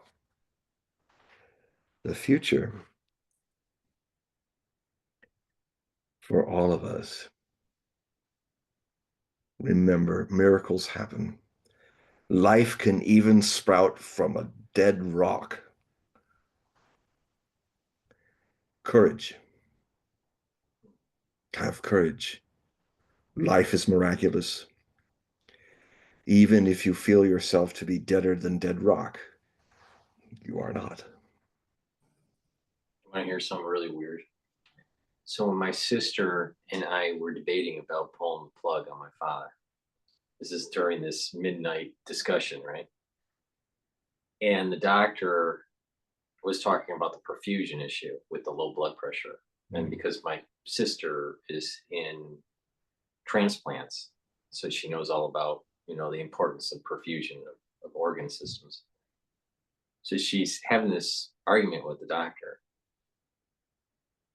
And she goes, well, I've only seen two miracles happen where the perfusion was so low and there wasn't organ failure. And I remember being on this call, this FaceTime audio call, and I said to my sister, "I've seen more than two miracles in my life." And I said it kind of like a joke, but I was serious too at the same time. She was just so bombastic with the doctor. I've only seen two miracles in my life. And it's like, and I just automatic, it was just knee jerk reaction. Said to my sister that, I've seen more than two miracles in my life. And it's honest, you live long enough, you see these strange things that happen that you could put it in the category of miracle. So it's interesting you brought up miracle and courage. Another thing that I thought was a main theme to my eulogy for my father was fortitude. That his struggle, and he held on, and he just, even when everyone thought that he wasn't gonna go yet, he still held on and held on and held on. There was a fortitude, and that goes, I think his whole life was like that. And I think it goes back to even his ancestors had a very strong fortitude. So, and to have fortitude, you also have, when you're going through adversity, you have to have courage. So there's a coupling effect with fortitude and courage. So it's interesting that you're bringing up these cards that are rare cards that are popping up in this context.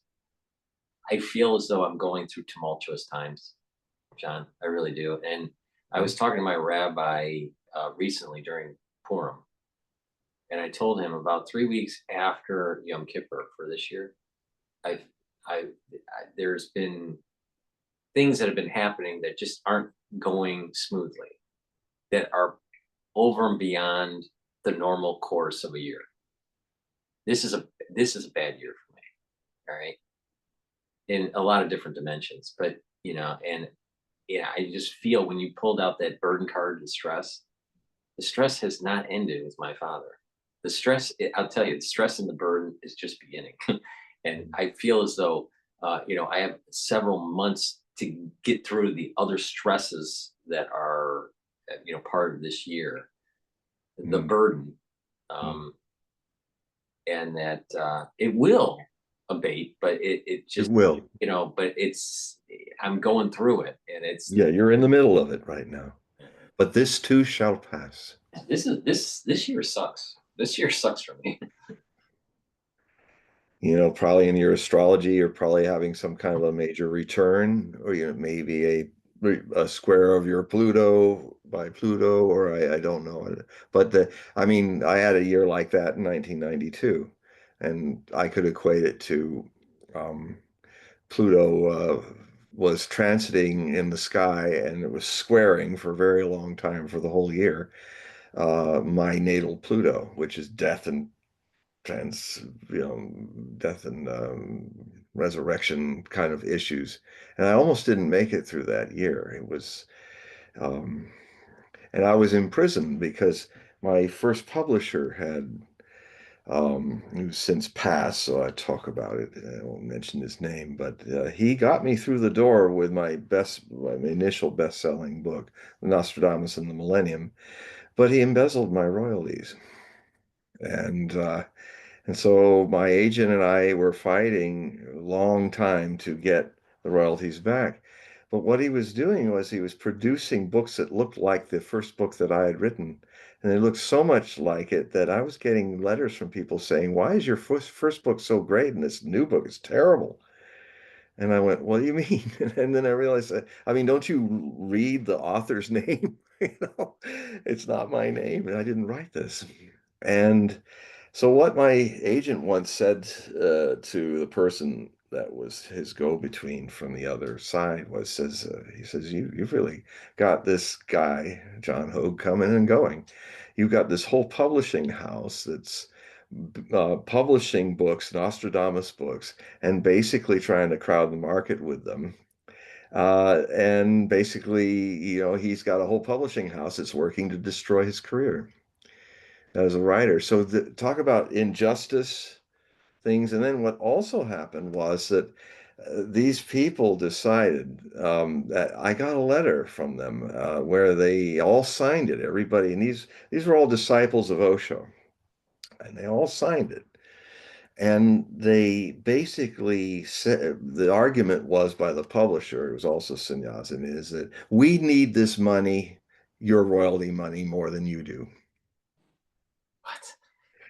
I mean, it, and it's often happened in my life when some really terrible outrage has happened that it's so beyond the pale that you might want to just jump off a cliff or something like that. I mean, this happened in Pune. I was in this amazing group where I had these huge breakthroughs, but I was very soft and vulnerable. And then I sang Bonsoir by Debussy to the people at the end, and some people said, "Hey, there's a French night tonight. You ought to go to the French night for all the sannyasins. Every national identity would have a night where they could get up on stage and be silly and all. And it was very Rabelais-esque, Rabelais kind of a thing. And so I walked in there and I learned a good lesson that just to be trusting is not enough. You have to be watchful. That if I had known what I was doing, I was walking into a lion den, but I was saying, well, I'm so open, I'm so soft now from this thing that happened to me. real life-changing. So I got up on the stage and I started singing Bonsoir, et lorsque sous les couchants, les rivières sont roses, encore Dieu des frissons que c'est le champ de blé. And they were all like, all of them, most of them drunk, and they're all like, nah, no, sing the that, And it was a good karmic moment because I had been a opera singer professionally and all, and I really bombed. I have never bombed. I bombed. And what happened was there was a later really good friend. She didn't even remember what she did because what she was doing for her stage fright, she was drinking an entire bottle of scotch, and she was playing the character of the concierge. And if it's like when you put the hook in the gong show and pull the person off, well, she would brush with her broom your feet and brush you off the stage. But she'd had too much too much alcohol. And what she did, she took one look at me and took the broom and rammed it right into my private parts on stage to where I doubled over, and I managed somehow, and everybody's cheering. It was like all these drunk people, they were all like cheering, thought it was wonderful. And I staggered into the room, the green room behind the stage, and collapsed. And I'm lying there collapsed. Sometimes as men will know, if somebody really gives you a kick in the private parts, it can knock you out. And so I'm laying there, but I'm aware that two people are literally standing over me, completely like I'm just trash on the floor. And the lady that brought me is being given the riot act by the head of the general director, saying, "Don't bring people like that here. You shouldn't have brought him." She's not wrong. He's not wrong. And she's, "Yeah, yeah, I was probably wrong. I shouldn't have brought him." I felt like I was just a piece of meat. That there was no humanity in it. So this was my ultimate outrage, other than the one I just talked about earlier, where I picked myself up, staggered out of there, and I was walking down the street towards the Burning Ghat Road where I lived in India, and away from the ashram. And I literally was saying, well, there's two possibilities after what has happened. I have been violated, but I also stepped into it. I didn't have the words then yet, but it wasn't just enough to say I was violated. I was violated, but it's not enough to just be soft and wonderful and spiritual. You've got to be a little awake. If I had gone to that place now feeling all blissful, I would take one look in one of the audience and say, I think I'll pass and not get into this thing. So I had my part in it. So I was just there measuring two things. One was, well, what could I do after this? Well, I could just go jump in the Muller River and disappear. Here I am in India, away from home, all of this happened. Or I could just have a big laugh and go home and go to bed. So I had a big laugh and walked home and went to bed.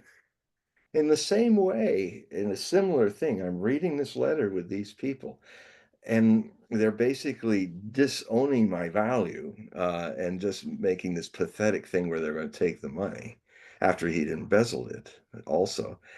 And I just looked at it and I said, okay, folded it up. I was going to go run a mile, 4 miles around the track in Bellevue, Washington. So I just went off and ran a mile. It's just like, it was like so terribly unjust that it just disappeared. It just was not worth even holding on to. Um, it just next moment it was gone. Interesting. So, Hmm. um, yeah. Well, So a of lot of people out there that try to, take advantage of people, and they, course, they game the system, or yeah, well, it all these my stories are this. yeah, it's the burden, Yeah, yeah, for sure, for sure. yeah. So so. But I got to say something also on top of that so that people understand that, because people might be thinking, oh, well, this is Osho's ashram and the people there are terrible and all that.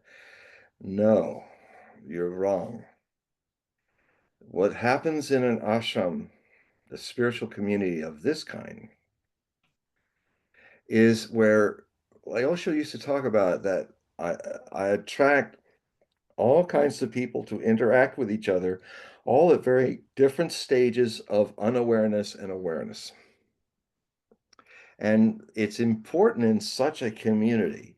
It's not just a community that you create to live in, it's a community where constantly you're being um, triggered and exposed to your conditioning. Now, Osho used to say, if you have a problem with somebody, don't shriek at each other, and go count to 10. Don't talk about it, tell go in cathartic, go do dynamic meditation and throw it all out, but never dump it on other people. Because what if you're going to dump your stuff on other people, they're not going to behave like Buddhas and and not dump back, and it just creates more negativity. It was a big thing that a lot of sannyasins never got, and disciples of Osho and the Sangha in our community, is that always, you must let it out, by the way. You must have a space where you can throw all this shit out.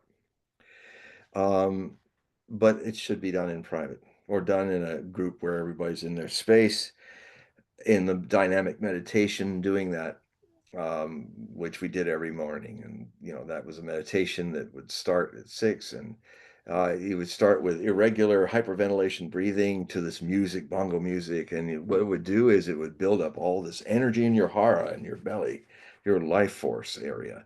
And then the second 10 minutes would be this wild, amazing music, which you could just carry off, and it's catharsis. All that energy, you can laugh, scream, cry, roll on the floor, beat a pillow, whatever. You don't hurt anybody else, but in your own space, you're totally permitted to get as mad as you want to be, and as sad as you want to be, or as outrageously hilarious as you want to be. And that's very, very important in the spiritual surgery, for people to have a place to let it all out, because, society keeps it all in. And I tell you, it's why, if everybody did dynamic meditation for 21 days all over the planet, wars would cease to happen. Because wars happen because people aren't allowed to be like a child and be really angry and stuff. He was, no, no, son, don't do that. It's bad. And then not given the space to let that all go out.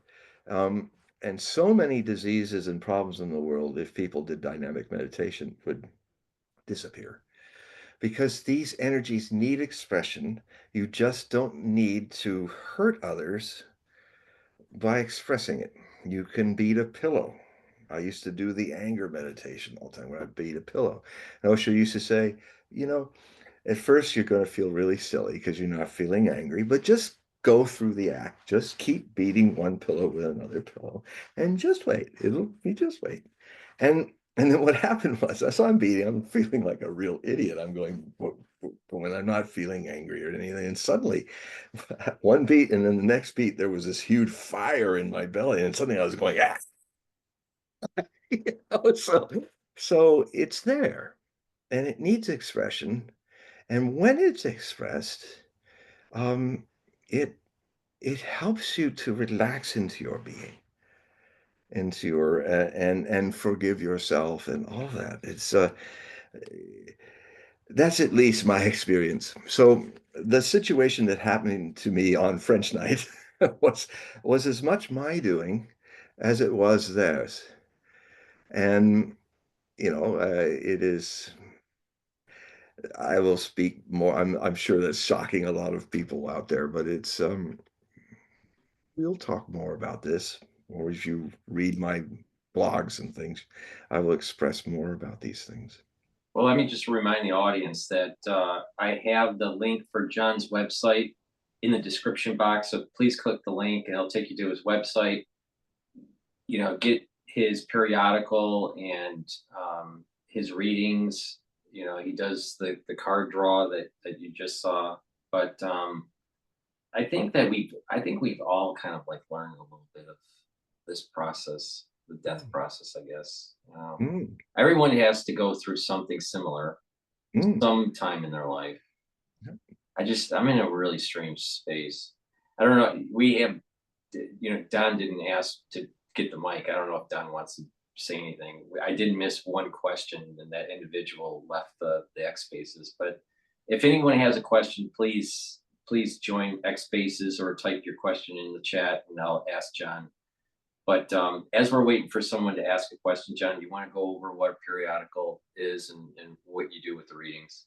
Yeah, I have well, I'm first off an author of 52 books and 22 languages and on prophetic traditions of the world. And if you go to my Amazon page and just click on the author link, you'll get to see a lot of them there. And I also have written thousands of essays and I've done a lot of media um, all across 4 continents. Probably the most media of any prophecy specialist in history, I'm surprised to say. Um, and talk to hundreds of millions of people in different media levels. But what I also have is a Hogue Prophecy Report. That is a PDF file that I send by via your email after you purchase a 1 year $60 or do an automatic payment for $5 a month.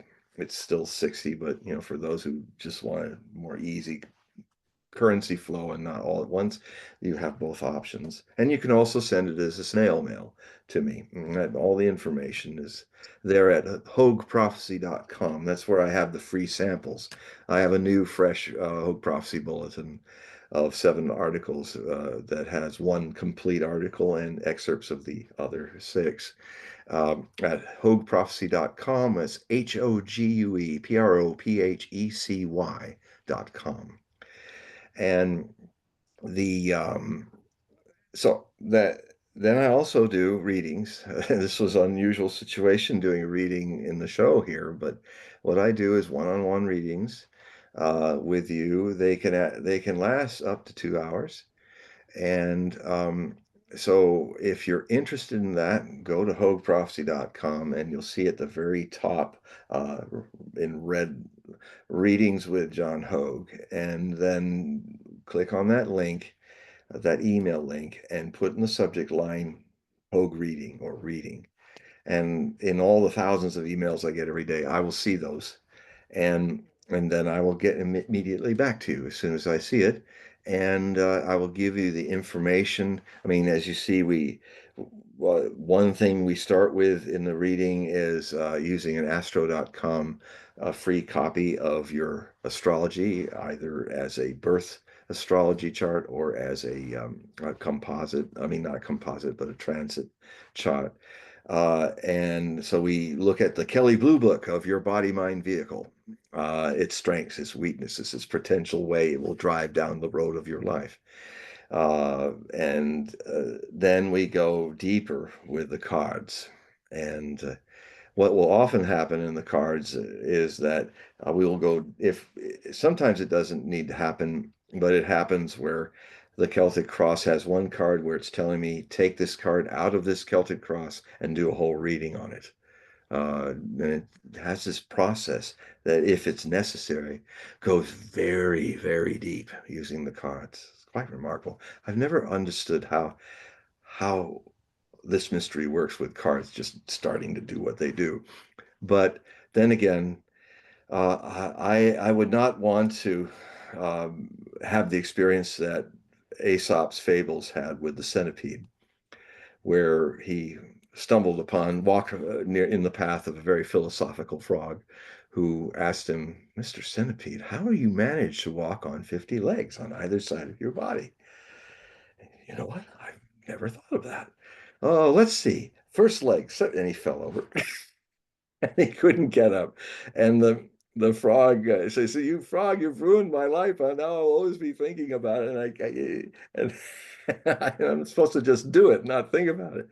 And the frog said, "Well, I can't do anything. I'm just a poor frog. I just asked the question." And finally, what happened is the centipede was so embarrassed that the centipede ran home, got up and ran home. See, he forgot about all that. A lot of things are it's like Yoda says, don't try, do or do not. There is no try. Anyway, The Amber had a question. She asked a question before, but this is an interesting question. I'd like to get your perspective on this. John, do you believe you can see your own death or others and prevent that from happening? or others, I Wait, don't quite understand this. John, John, do you believe you can see your own death or others and prevent that from happening? So could you see your own death or You other can see individuals, your own death. and You should can you or can you prevent it from happening? you can see your own death. You can see the death of others happening, but don't go Darth Plagueis on us. In the Star Wars thing, you remember the scene where Anakin is with Palpatine, and oh, there was Darth Plagueis. He had many great powers, including the ability to prevent people from dying. Death is a part of life. You cannot be alive without it. So you can help, you can illuminate, but you cannot barge in and make things happen. Otherwise, you end up like Anakin and Darth Vader. It's not a it's I mean the Amber's question is really open-ended. I mean, certainly you can prevent people from dying if you eat well and do things that help your body and your soul and your awareness, your mentality be okay. You can you can see a danger of death, but one thing my teacher cautioned me, Osho, who initiated me into this work, is that never one of the biggest ego trips of people in prophecy is, well, some guy will come up and I actually saw this happen. The guy was really talented, but he was in his ego about it. So, and he come up to this person and said, "You're gonna die in a year." And I was aware quietly in my own feeling that that person was going to die in a year, but that's not what you never say this will happen. It's always possible. Things can change in the moment. Decisions can change things. Uh, the future is not written in stone. Only egos try to turn it into stone. So, so be available, um, but only if people are open to you. Don't like walk up and force yourself upon them, even if you think it's for their own good. From a medical standpoint, you look at probabilities of patients. They have a certain disease state or a certain lifestyle, and the probability of a certain path that they may Mm. go down. So if you catch the disease, let's say heart disease, and early, you can push them towards a healthier lifestyle and therefore reduce the chances of some sort of cardiac issue. So you can prevent potentially the death of an individual in that case. Yeah. But if you, what I have experienced with this, when it's like a dream or a premonition, you can't stop it. Yeah. It's as if it is. This is a very deep subject here. We definitely don't have the time to really dive into it. But the thing is that how much of life is our will, Mm. really our will, free will, Mhm. versus it's already preordained, but we think it's free will. So there's this, if the Godhead looks at the loaf of time, right? Okay, so space and time is one big loaf, and you can slice it, and that's every second or every millisecond of our life as it goes by. But the Godhead sees the whole thing from beginning to end. So it's already ordained. But yet, at the individual slice in a four-dimensional creature like us, we're three spatial dimensions of time. We don't know the actual future. We can project and have, set probabilities for it, but we, as a creature of the four dimensions, don't really know the future. We know our history Mhm. sometimes, but in theory, we know our history, but we don't know our future. But the Godhead does know the past and the future because it's already there. Because the Godhead supersedes time and space. They see the whole thing. So, my take on this is that if there's a premonition, not not a clinical evaluation of a patient, but just a premonition, usually some sort of dream state, I don't think you can stop it. I think you're basically you're somehow in some strange way in a dream state. You have a glimpse of that fifth dimensional view of Mhm. the loaf of time and space. So that's my And take on it. Is just that a big part of this is that it's already ordained, and all you can do it's is warn, but you can't prevent. you can warn or simply take note and move on. Live your life. I mean, I think it can help a lot if you realize that if you discover something in you that never is born and never dies. That's the best I can hint with words because it's bigger. The part of words cannot experience the whole of it. And there's even a situation that's beyond fifth dimensional. Seventh dimensional is where the Akashic records were created. That is this idea where everything that has happened is happening. Everything that has been in the past is happening. Everything in the future is happening. Everything in the present is happening at once. All the things that we thought or felt, all the things that we will think and feel as other forms and things, and all the universes that once existed and will exist again, are all already recorded before and after they happened in this present, the seventh dimensional state. Nostradamus even talked about it because he was basically a channeler. He basically channeled, like Solomon, he channeled the astral Denzians, like Solomon. He had the Book of Solomon. He worked the magic of that. He also at higher planes until the seventh plane. We said that's the Godhead, and then he tried torturously in his prose to describe it, but it basically was describing to me what I got out of it is that this ever now state, ever now, and if you have a glimpse at it, you'll see every birth and every death. And but again, the thing that can glimpse it is neither born or dies. So a lot of times people are trying to alter and forestall death is an idea of losing their ego identity more than losing their soul. It's egocentricness. Here's an interesting question. All right. Right? Yeah. All right. So here we go. If the future is not malleable, then why have prophecy?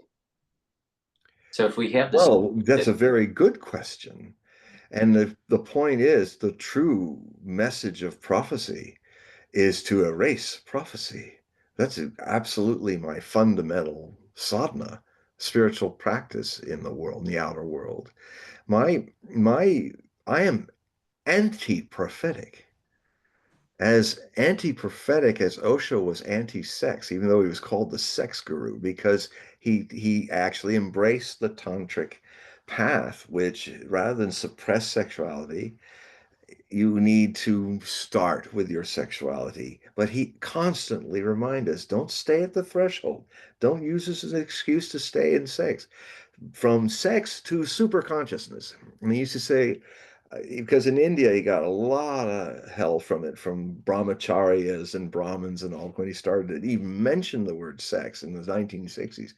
It shocked Indian society. He had 50,000 people coming in Bombay to hear his series From Sex to Super Consciousness, but it always led from let's just admit it, we got to start with our life force that creates life, that's sexuality.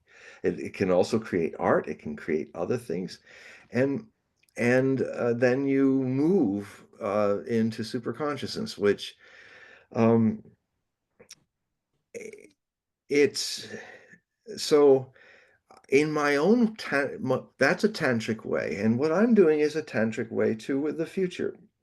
I don't suppress your interest in the future. I don't suppress my own interest in the future. Because in one way, the future that we're seeing is a projection of the past.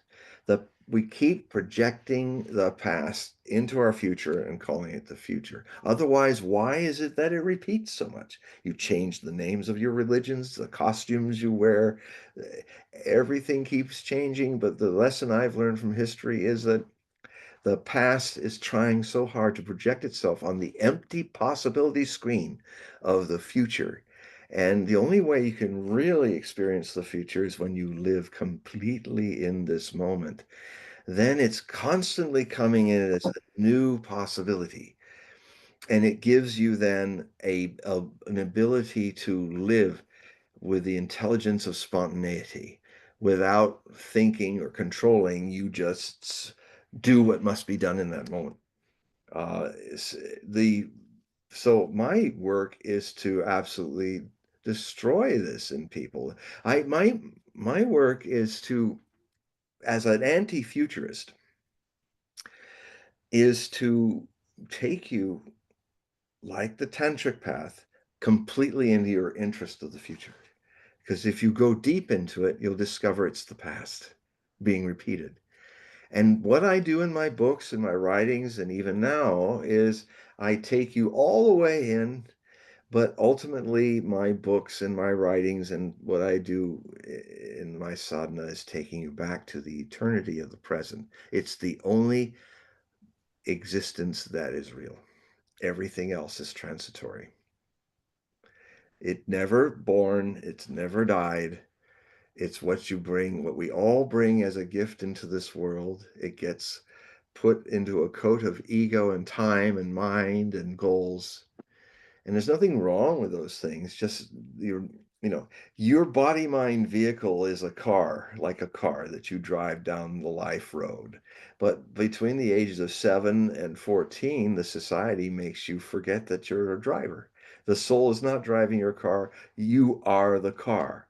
And that's the big problem, where most people are living their life as the car and forgotten the one who drives it. It has to be remembered.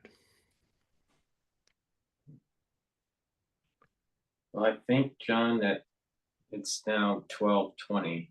I got It's time to go to bed. time to go to bed. But it's just the last few days. I just haven't had that much sleep. Yeah. I mean, that the day before that night before the burial, right? I just I only had like about an hour and like 40 minutes of sleep before I got onto a plane to fly to Detroit, and then but it's so I'm glad it's over, but it still feels weird. Still feels that. It will feel weird. I felt weird for a few months. Like I was saying, I felt like my mother was like my closest friend, fellow traveler. And I didn't even think I would survive her death. It was that deep, but we talked about it, her and I, a lot. And then I thought, you know, if I don't survive your death, I said to her, that would be really dumb. It would really be an incredible waste of this beautiful life that I've been given. And then she said, yeah, it would be. And anyway, it'd be wonderful. You'll be able to dive deep into the freedom of aloneness. And I said, yeah, that's something really wonderful that's going to come after the initial shock and other issues, a new life, and a new life with the freedom of simply being aloneness, which is what everyone is. Therefore, and the whole existence and all of its elements are alone together. So it's a paradox. You're not alone. You're all alone together. So are you alone, really?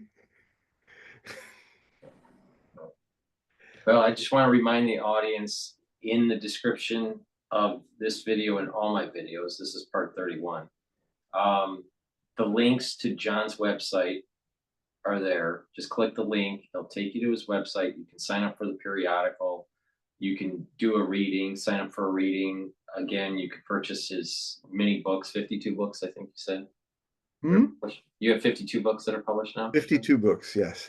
So, purchase the books also. Help support John. I mean, he's gracious to do this show with me, and please help support him the best way you can. But thank you for the questions that people have typed into the chat. I apologize for missing the request that that popped up on X Spaces while I was talking about what happened to my father. But thank you again, John, for being on the show. I appreciate it. Thank you for having me, and thank everybody for listening to us. This is a very special show. It was definitely a different format. It was a bit chaotic, but it was definitely a different format, and it was A good. lot of very valuable things were passed.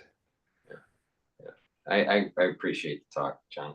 So say goodbye to everybody, and then I'll shut down the show here.